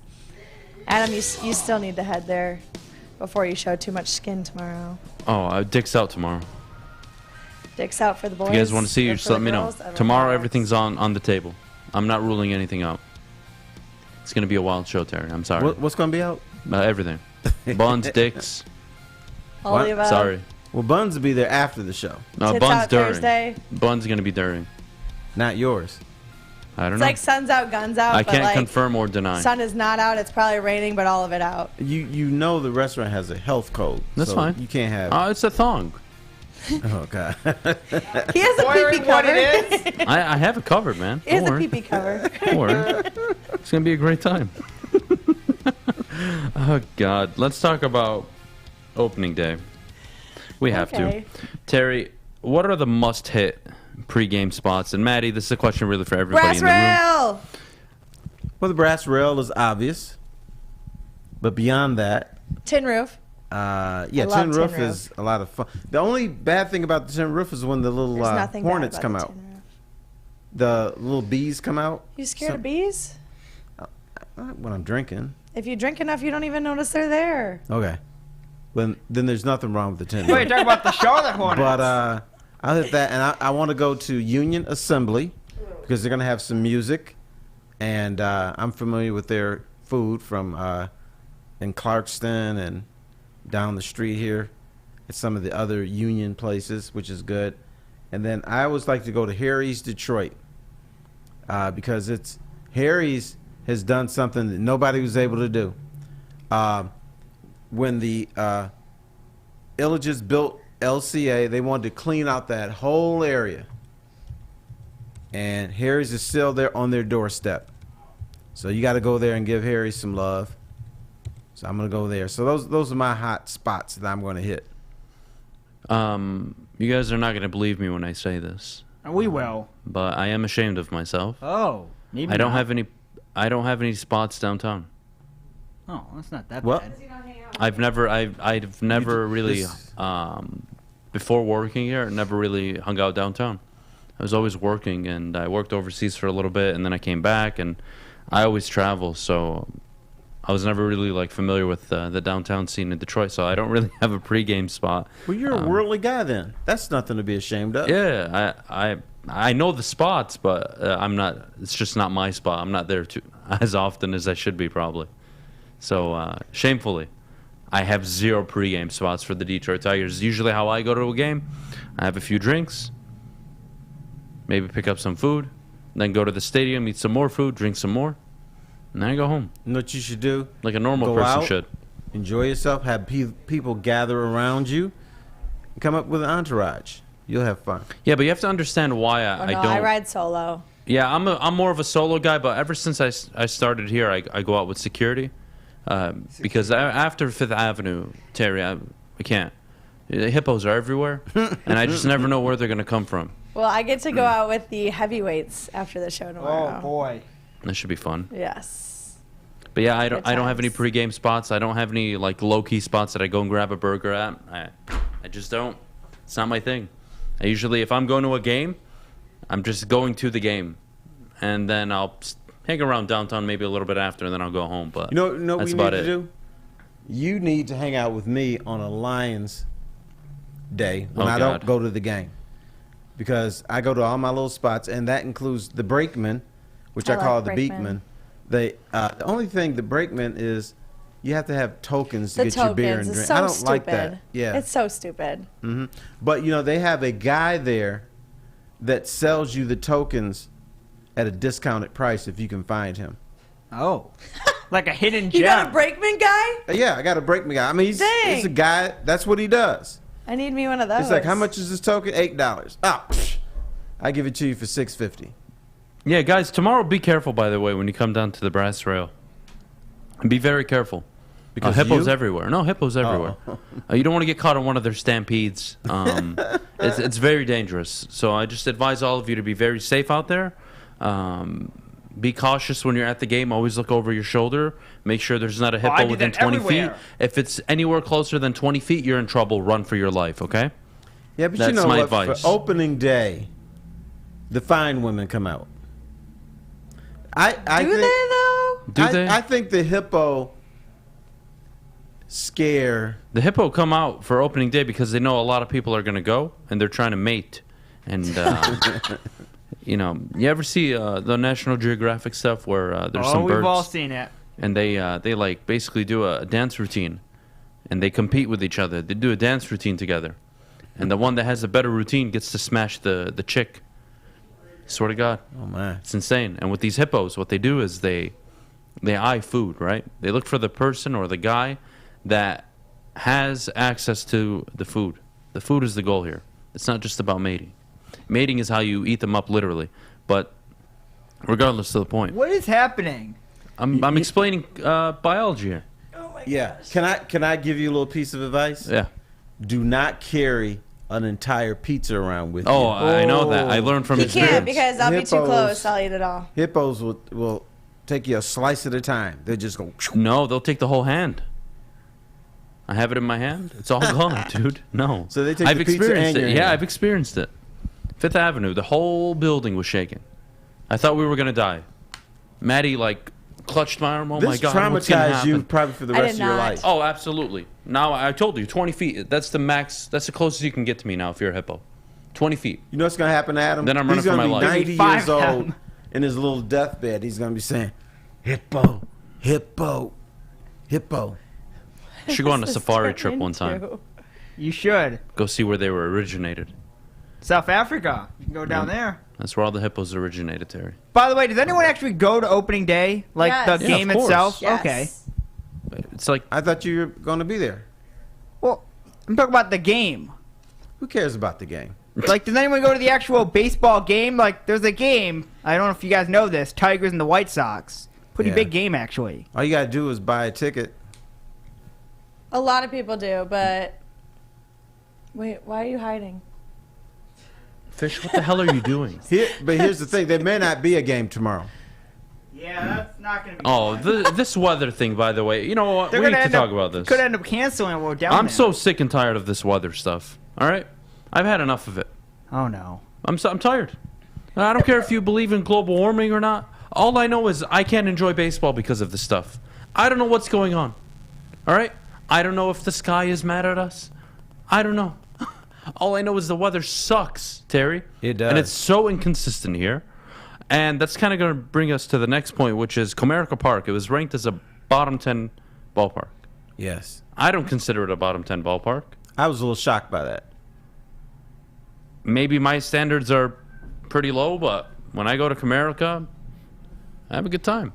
I don't see any issues with it. I really like it. Now, I understand when it first opened, you had the Tiger Stadium curmudgeons saying it's not Tiger Stadium. It doesn't have the porch, and it doesn't. And Tiger Stadium was a bad stadium, but people here loved it because it was Navin Field, Briggs Stadium, and so it was here forever. But we love all stadiums. You guys love the Silverdome.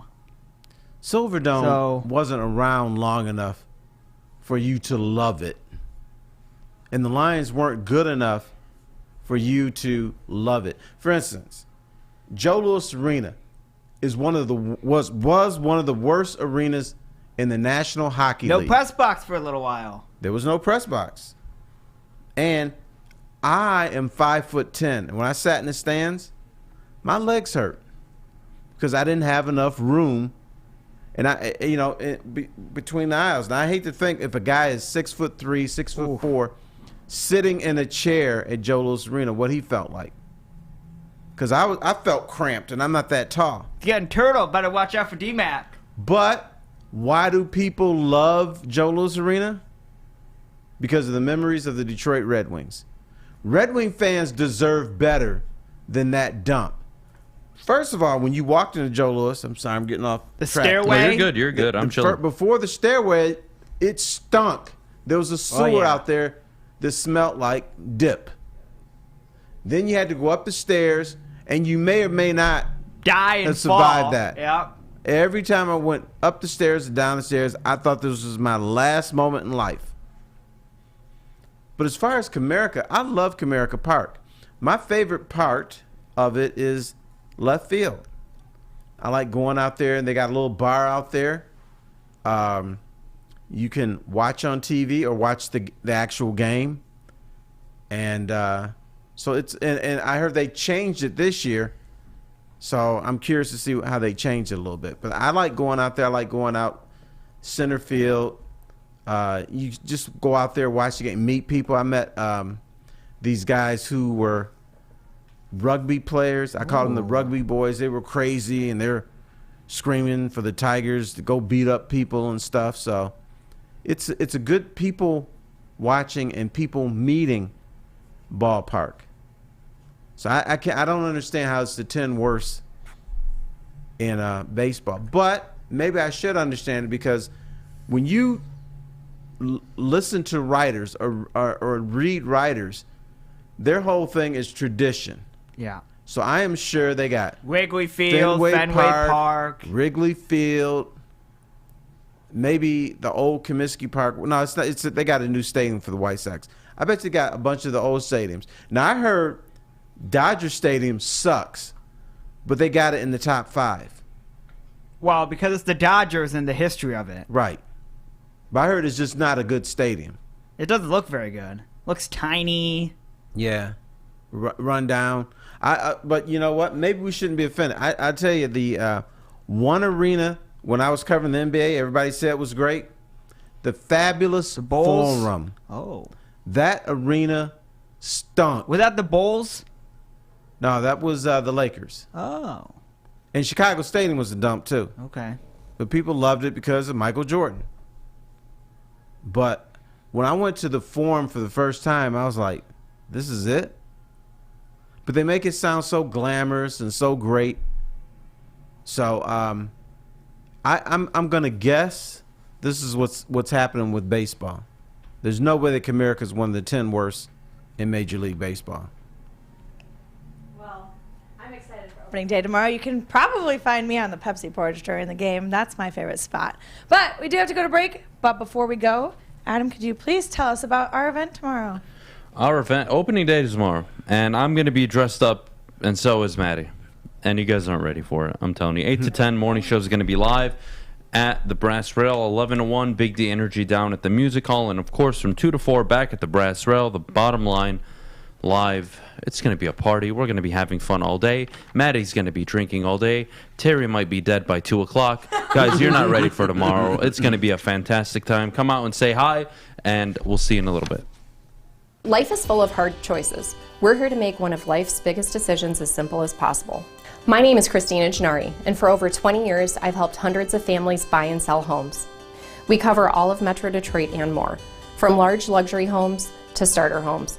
We will work hard to make sure that you get the home of your dreams. So if you're in the market today or even thinking about buying or selling in the future, make the obvious choice. Christina Gennari, the obvious choice in real estate. Visit us at soldchristina.com today. Hi, I'm Kay Cunningham. Working with Hall Financial to purchase my first home was easier than I could have ever imagined. They treated me like family from start to finish. Find out for yourself at callhallfirst.com. Make sure you download the Woodward Sports app in the App Store and the Google Play Store today. Take Woodward Sports with you wherever you go and listen live on your phone or mobile device.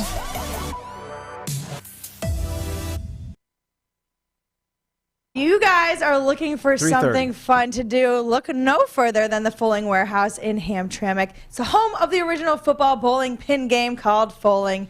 Host a corporate party, team building event, or just come in with family and friends. They got 2 ways to play: $10 unlimited open play, or you can reserve a private lane for $120. They've got over 100 beers and a $2 mystery beer machine with multiple full bars as well. You can bring the food or have it delivered in. Come get your full on. Check it out at fullingwarehouse.com. All right, guys, we've got a very, very special guest in studio today. And now, host of From Half Court, Sean Murphy. Sean Murphy, everybody, clap it up for Sean. What's Sean going made the on, trip guys? out. Sean lives 17 hours away. It was a really tough drive for him to get out here, but he made it. He lives in Saskatchewan. Sean, just tell everybody. I came through the candy cane forest, went through Gumdrop Mountain. Yeah, no, I'm glad to be here in studio. It's nice to finally meet everyone in person. Thanks for having me. I'm having a blast. Yeah, no, we're It's happy good to be have here. you, Sean. Nice to finally meet you in person, Sean. We got to talk some basketball. Of Yes, we course, do. the Detroit Pistons last night lose to the Dallas Mavericks. I'm not so concerned with takeaways from the game. My question to you is, am I biased in my opinion of Cade McNamara, and do you believe that there is a tangible vote or a tangible reason or evidence that Evan Mobley should be the Rookie of the Year over somebody like Cade Cunningham. See, you are so obsessed. You said Cade McNamara. Yeah, you're still stuck on this Michigan football thing. Yeah, honestly, that took the wind out of me. I talked so goddamn much during that segment. My bad. No, you're not being biased, Adam. I mean, statistically, the guys that have done what Cade Cunningham have done in their rookie years have all gone on to win Rookie of the Year. Everything that he's been as a player, the amount that he's actually taking over games. I mean, if you look at the interview he did with Isaiah Thomas on NBA TV the other day, the guy was talking about how he's going out there trying to make the right winning plays. And the first thing that he said was boxing out, trying to get guys passes in transition, thinking about what they need to do on the court. So the thing about Cade that's so special, Jalen Green is like, I learned I'm a bucket this year. That's great, Jalen, but y'all suck. And whereas with the Pistons, they've been able to be about 500 ever since the All-Star break. So yeah, there's really not a rookie that is truly affecting winning with the amount of responsibility and everything they have to do quite like Cade. I think the minds have just been made up with Evan Mobley for quite a while, and I think just with the playoff record, even though we don't like to do that for MVP, God forbid, but with Rookie of the Year, winning's what matters most, I guess. So yeah, no, it's BS, but yeah, no, you're not biased here. It's Cade. Winning does not matter most for Rookie of the Year. It shouldn't. Some guys may consider. I think some guys would consider if there's two guys they can't decide between. But and I was telling Adam, I don't think we know who the front runner for Rookie of the Year is because the voters haven't really been polled. We're hearing from Vegas. We're hearing from insiders, and all. They don't know. They think they know. Right. But until you actually talk to the writers and the former players, whoever else is going to vote on this, we don't know. Because another thing, the voters don't know if they're even going to vote on this. Because what they do in some cities, they have each city may have 3 votes for every position, but they split it up, so you don't know if you're voting for Rookie of the Year or MVP or Defensive Player of the Year. So you don't even know if you've got a vote, even if you're a voter. Right. Yeah. And Terry, you and I are even just talking about how some of these votes before the show are even insane. Adam, that's titillating. I appreciate it. But anyway, with that, it's just, there's really no other player like even players talking about Cade Cunningham. It's always about Cade Cunningham's the truth. Cade Cunningham's the real deal. All the buzz that you're hearing from players and coaches, even Dwayne Casey talked about how he's blown away by how much this guy truly knows what everyone else is doing on the court, and his knowledge of the game is so extensive. So, I mean, even Derrick Rose received an MVP vote in first place last year. Right. So some of these people just shouldn't have ballots, man. There's really no other way to say it. And when Cade ultimately probably doesn't get that award, I think Detroit will still be the winners because they're the ones that have Cade in their franchise. I think he's going to win it. And I think a major part. I hope you're right. Kevin Durant talked him up. Everybody saw that. And everybody respects Durant. Right. I think that might, I'm not going to say that's the reason he's going to win it, but that's going to help him. Right. Well, the big thing, too, is for a guy that young to be able to go out on a night-to-night basis and go up and hold his own against these crazy stars like Luka Doncic, Kevin Durant, DeMar DeRozan. I mean, he's 20 years old, and this isn't something that most guys are doing this young on a regular basis. So the fact that we've been able to see Cade really do that, especially over the past couple of months. Again, he's in a league of his own in his class. He really is. He's one of one from the draft class. And I'll tell you guys why. He doesn't, we look at Ja Morant, explosive, right? He's more of a Luka in terms of he's not blowing you away with athleticism. Yep. He's not the fastest guy on the court, but at times he's playing as if he was the smartest guy on the court.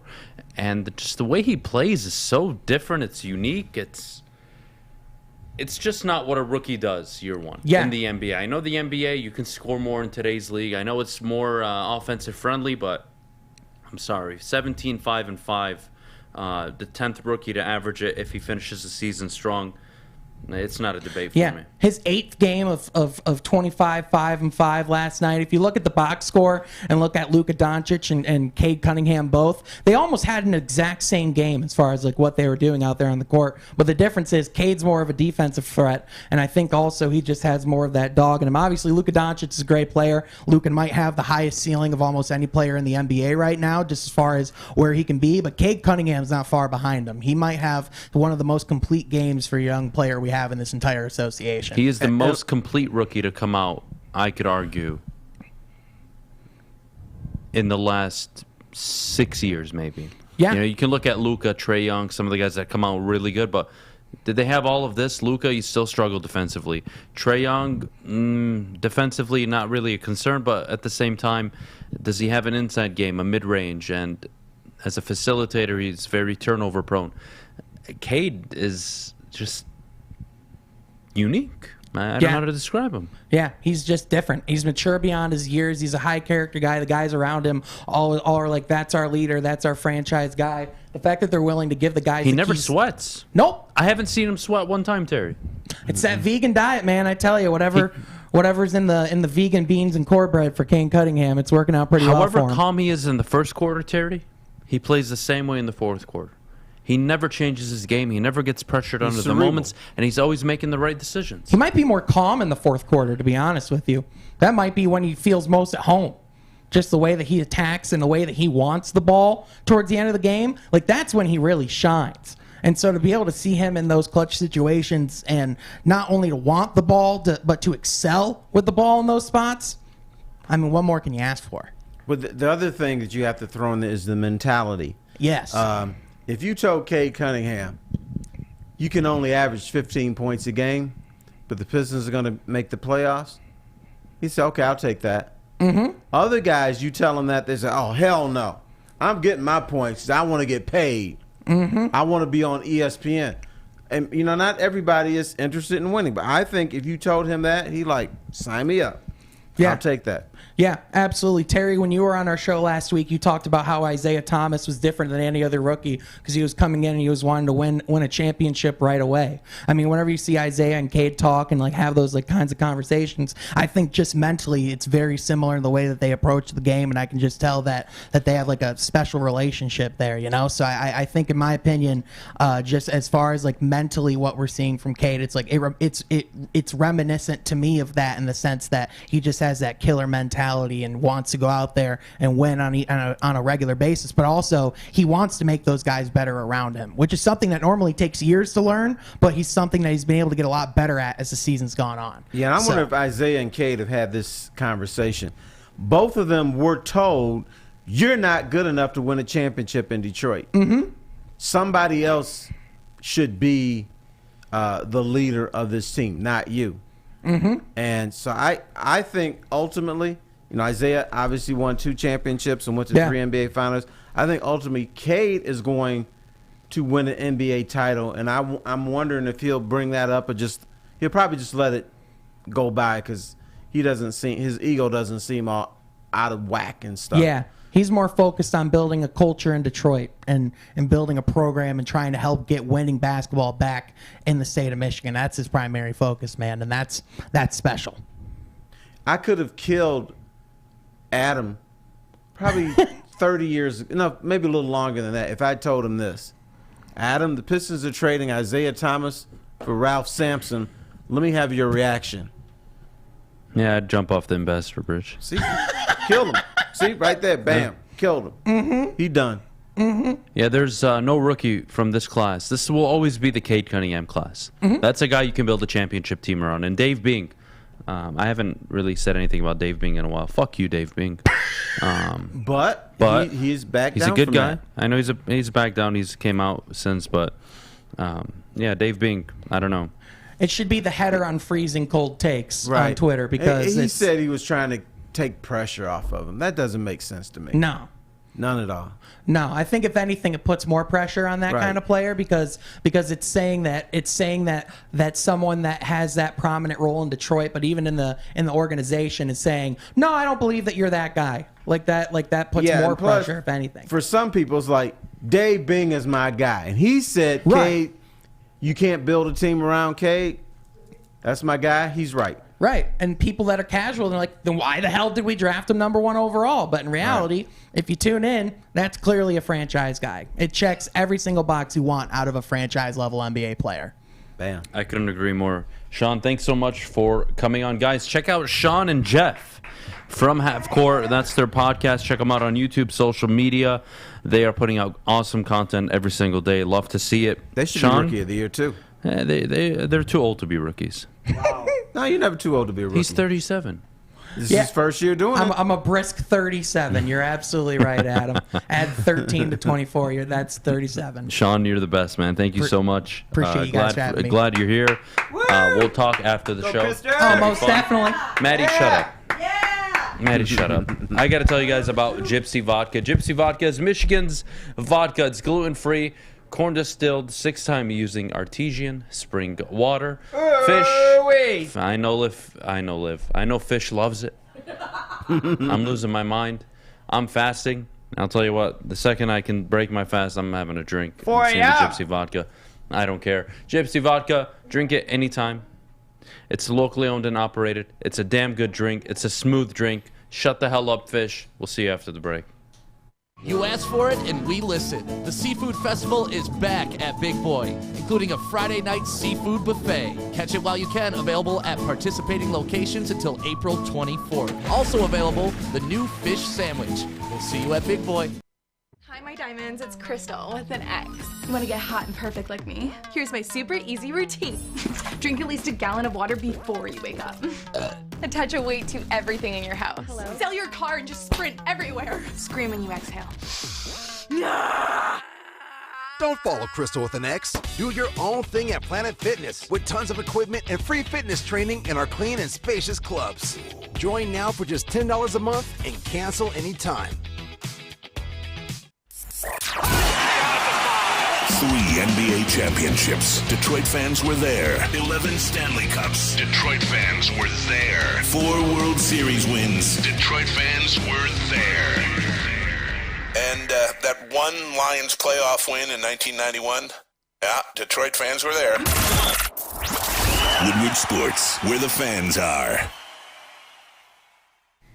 If you haven't tried it yet, you need to get on it. It is all the hype. Cintron World is an aspirational lifestyle beverage brand with a line of sparkling, energized beverages with premium bottled water and revitalizer shots. Cintron is the official energy drink of the Red Wings and proud partners with the Detroit Pistons and exclusively served at Little Caesars Arena. If you're looking for premium ingredients, long-lasting energy, balanced hydration, essential vitamins, and of course, great taste, look no further than Cintron. Buy online at cintronworld.com with promo code RedWings10. Save 10% with shipping included. That's right. You guys heard it. You got to get some Cintron in your life. Drink it, live it with Cintron. Speaking of living it, wide receivers in the NFL, Terry, they're living life. They're getting paid now. Yeah, they are. They're getting paid, and my question to you is this the new era of the NFL where the wide receivers are more important and more valuable than ever? I don't know if they're more important, but wide receivers have been bitching about money, catches, and notoriety for many, many years, and finally they're getting the hookup now.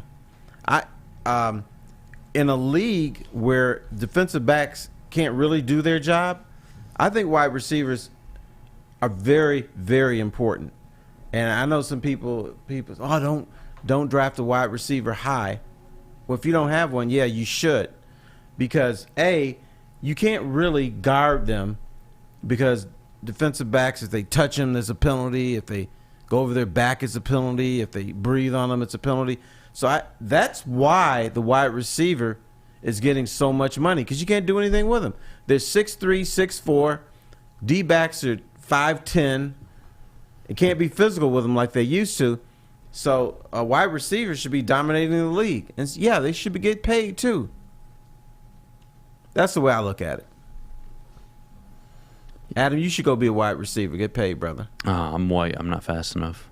I can't jump that high. Cooper Kupp? Yeah, I'm not fast enough. He's got knees. I don't have knees. So we'll start there. Okay. Fun fact, I have 2 torn ACLs. No, I didn't know that. Mm-hmm. Now, was this playing Yeah, sports football. or were you tore fighting? the first one? No, tore the first one senior year of football. I never bothered to fix it, and then the next one I tore first year of college. Now, were you an Edsel Ford guy? No, I hated Edsel Ford. Trash school, trash people. Okay. Not a fan. Well, you won't like this, but I covered an Edsel Ford Dearborn football game. Did Edsel Ford get their ass kicked? No, they won. Really? And in fact, Good for them. Charity wins every once in a while. I remember the team bus was leaving, and they did some Muslim chant or something, and Oh, I don't know about that. I never did that. yeah, saying how Not my badass thing. they were. I was. They were supposed to lose. Yeah, but they won. Everybody gets lucky. And they were every once on in the a while. road. Good for them. Good for them. Yeah, I don't like Edsel Ford Okay, at all. I didn't know. Yeah, I'm not a fan. Okay, yeah. I went down to the. Yeah, I went to Fortson, so I don't like anybody. It doesn't really matter. Oh yeah, Fortson. Was Fortson a little stuck up? No, I transferred actually end of my sophomore year because I wanted to play baseball at Crestwood. So I went to Crestwood and played baseball there. Okay. Mm-hmm. You got White all boy. the schools. Yeah, I was a white boy. I was more white than I was Edsel Ford. Okay. Are you really white? No. I didn't think so. No. I look white, but that's it. No, but you're not white. No, I'm not. Middle Eastern. But a lot of people consider you white. Yeah. I can pull it off. I get rid of this beard, I can pull it off. Hi, my name is Alan. How's everybody doing today? I hope you're doing just as good as I am. See, and you know what? Here's the other thing about Adam. People don't know this. I'm going to blow your cool today. Uh-oh. He likes puppies. Who doesn't? That's another thing. I mean, kind of my me. first term in office, I'm trying to get you guys on board. Anybody that doesn't like puppies, eliminated. What's the problem? My dog is the cutest. There you go. So Maddie lives. Fish, you like puppies, buddy? I mean, not in my house, but I'll see a All right, puppy. you're dead. That's wow. fine. You're dead. That's fine. You're dead to me. Fish, you should see my house. There's a husky and an Australian shepherd that live there. It's hair nation. Oh yeah, I would figure that. I mean, they're fine, but I'm like, okay, cool, hi dog, and then I Terry, how go long and do ago my was stuff. that Ford game, by the way? Oh, it was a long time ago. Okay, because when I was in high school, it was pretty white. It was like white dominant, and then around like 2016, it started to kind of get a lot more diverse. Yeah, it was probably 2010. Now, because I graduated 2012. I grew up hating Dearborn when I was a kid because you had Mayor Hubbard was the mayor who he didn't want black people in Dearborn. He didn't want Muslims in Dearborn. In fact, his whole I can't believe people used to get away with saying stuff like this. but I can't believe his. I mean, it's funny. Dearborn was all white. There's nobody Middle Eastern, and his motto in running for mayor was either keep Dearborn pure or keep Dearborn clean. I think it was keep Dearborn white, actually, if I remember the buildings. It was something like that. Exactly said, but it's what it meant. Yeah. If I remember correctly, I've seen some old historical pictures. It's pretty bad. Yeah. Now, I never did it, but I used to go out with the fellas, and here's what they used to do. They used to get those mustard packets from like Burger King or McDonald's, and then they would drive through Dearborn on a Sunday, open up the package, and throw it at people on their suits. That's rude. It is very rude. That's how much we hated Dearborn. Yeah. Well, Terry, what high school did you go to? Cass Tech. Cass CT Tech. in the There house. you go. Hell yeah. That's right, baby. Hell yeah. Hell yeah. My first year at Fortson, football team made the state semifinals against Lake Orion. Okay. And Football power. That week, we decided it was a great idea to bring out the terrible towel and make our own version of it. Okay. Jinx the whole goddamn school. What color was the worst idea ever. It was yellow and black and blue. It was horrible. Horrible. We had our own terrible towel that year, and the first play of the game, senior quarterback throws a pick six. Just want to kick him in the dick, but whatever. Oops, that's bad. Yeah. The rest of the game's history got blown out like 42-7. See, growing up, I hated Pershing. I hate Persians. No, not Persians, Oh. but Zing. My Purging bad. the school, Adam. My bad. Yeah, it's a school. What they used to do is we used to have the little pom-pom girls. They used to set the girls' pom-poms on fire. They'd sell them they set them on fire. So we had to fight and get our asses kicked, and I just hated it. Shout out to Kyle Ramos. He was a Dearborn High School graduate in 2012. I graduated in 2012, and I hated your baseball team that year because you guys intentionally threw at me 3 times that season. Played them twice. I would intentionally throw at you too. Yeah, I got intentionally thrown at because I was a Fortson guy. It was the most annoying thing Or ever. maybe you were such a feared hitter. That's why they did that. I wasn't that much of a feared hitter. I was a really good pitcher, though. I was more of a pitcher than I was a hitter. So they threw at you because you're a great pitcher or because you're an asshole? Because I'm an asshole. Okay. And I talked a lot of stuff on the mound. Oh, God. He is who he is. Oh, yeah. When I struck out people, it was like, yeah, go back to the bench. You know, it was much more swear words involved than that, but I don't want to swear right now. So. Oh, my gosh. I was, when I was working in Grand Rapids, I was covering a high school game, and there was this kid from, I think it was like Kellogg'sville or something like. This dude was crazy. He was a pitcher, and then some kid from the other team would come up, and he was like, this dude has little pencil arms. You can't hit me. And he says, yeah, if you do get a hold of one of my balls, it'll just be a pop up to second because these guys with little pencil arms. He would just talk to his when they came up. You want to hear a fun story? I want a fun story. I was a better hitter my freshman year of high school than I was my senior year. And I played varsity both years. It made no sense. I could hit. I mean, my freshman year was probably my best year, but I had hand surgery that year. That could have been it.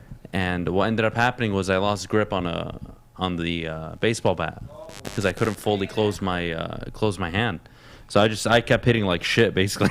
So it does make after sense, that. an injury. Yeah, if you want to call it injury. I didn't lose velocity on my pitching, on my stuff, though. It was great. So if it wasn't for that, we would be calling you Adam. I wouldn't be playing baseball, basically, if I didn't have an arm. We'd be calling you Adam Torkelson. No, God, no. I wasn't that good.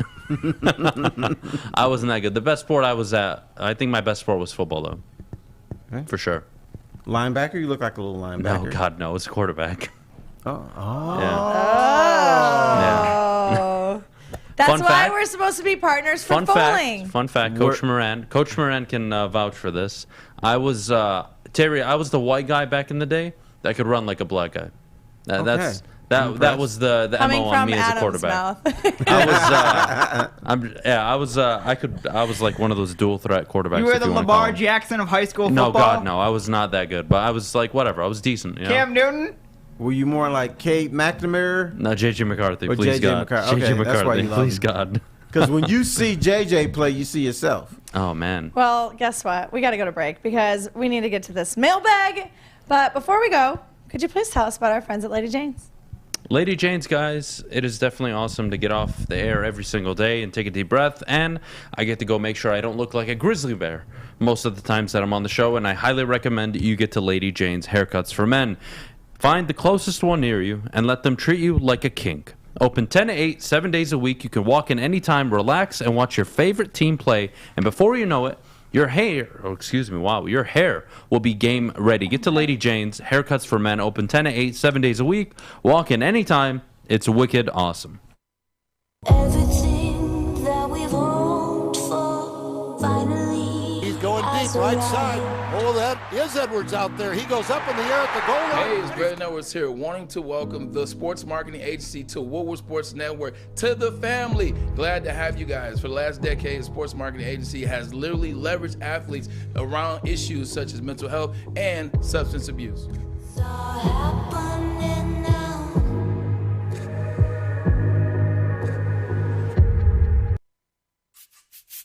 You don't have to go to the beach, man. You don't have to get your butt crack full of sand. You just need a little chili peppers, man, to get that glowing beach chili peppers tan. Woo!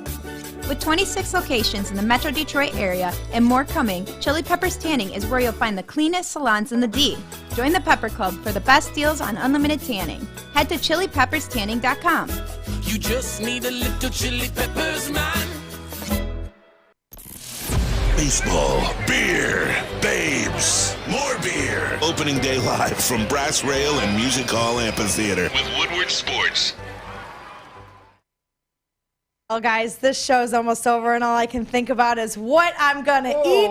And fresh, juicy, hormone-free chicken from Wing Snob. They've got the best traditional wings. Try out their signature sauces, Jamaican jerk or lemon pepper. Their wings are tossed to perfection in any sauce that you pick. When the wings are this good, you're allowed to be a snob. Order online now at wingsnob.com. Wing Snob, we just have better wings. All right, guys, it's a mailbag time, so get your questions in the chat. Anybody have one that they want to start with? Yeah, I'm going to start with Michelle Wallace. Michelle Wallace, I just want you to know you attended the scum of scum, the lowest scum in human history of high schools. I hated Annapolis. Annapolis has to be one of the worst high schools I've ever been to in my life. Terry, when I was attending Crestwood, there was a course that you would take the bus every day at 11 o'clock. They drive you to Annapolis. You sit there for an hour. You take a CAD class. I don't know what the hell it was. I don't even know why I took it. Anyways, I don't know what the hell was going on. I don't know what my counselor advised me. But it was at Annapolis.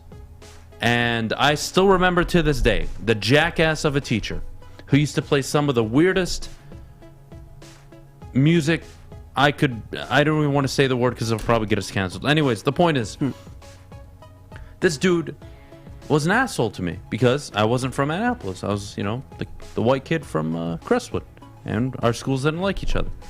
And one day I'm sitting in class and I'm on my phone like everybody else is, and he's like, "Mr. Baydoun, phones are not allowed in session." I'm like, "What do you mean? Like, what do you mean? Because you're not being serious right now, are you?" Takes my phone, sends me to, ISS.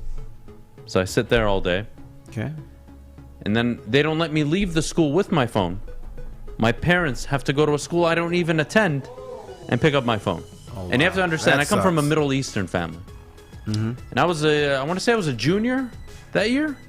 I might have been I was a junior. And my dad had to go pick up my phone. And the ass kicking that ensued over something I didn't do anything wrong was unnecessary. So Annapolis, fuck your high school.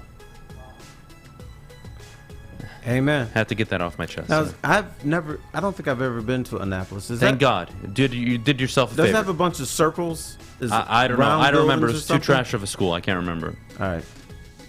Unbelievable. Will Adam do cocaine tomorrow? Probably.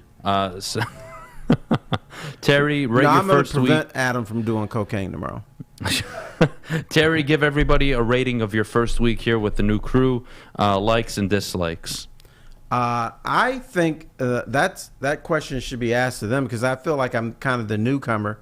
I like that it's very casual around here, and that I like the I don't give a bleep attitude that we have around here. So I dig it. So I mean, I'm having fun. Yeah, look, it's the first week. We're gonna have to get used to each other. We're all gonna have to get used to each other for that fact. So it's just gonna keep getting better. I'm not really worried about it. Adam, were you a jock in high school? No, I was actually a loser. I was the loser that could play all the sports, and so I'd know all the guys and I'd be friends with all of them, but I wasn't really friends with them because I was just a loner. So yeah, was not a jock in high school. Were you, Terry? No. All right, you weren't an asshole, were you? No, I thought I was nice to everybody. Keyword thought. Well, I mean, it's up to other people to determine if you're nice or not. Terry, what is your favorite show, Big D Energy or this one? Because you've been on both shows.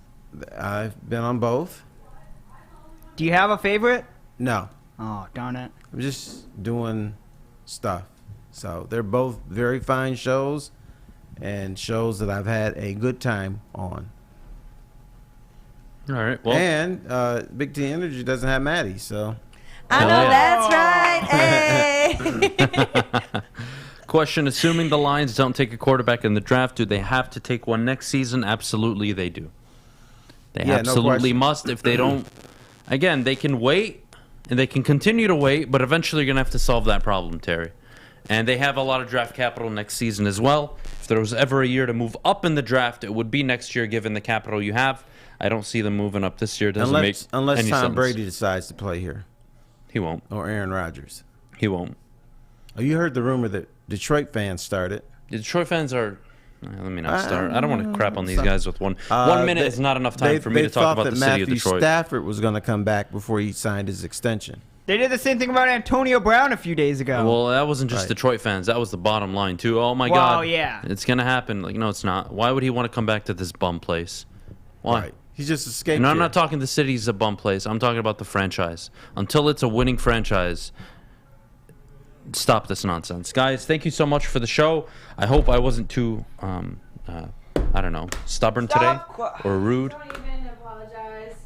You guys just need to worry about what's about to happen tomorrow. Oh, you guys aren't ready for tomorrow. You're I'm not going to ready be for butt ass this. naked. I'm going to be having a good time. I'm going to be enjoying myself. And if you guys want to see me naked, you'll tune in tomorrow 8 to 10 a.m. because you aren't ready for the costume I have.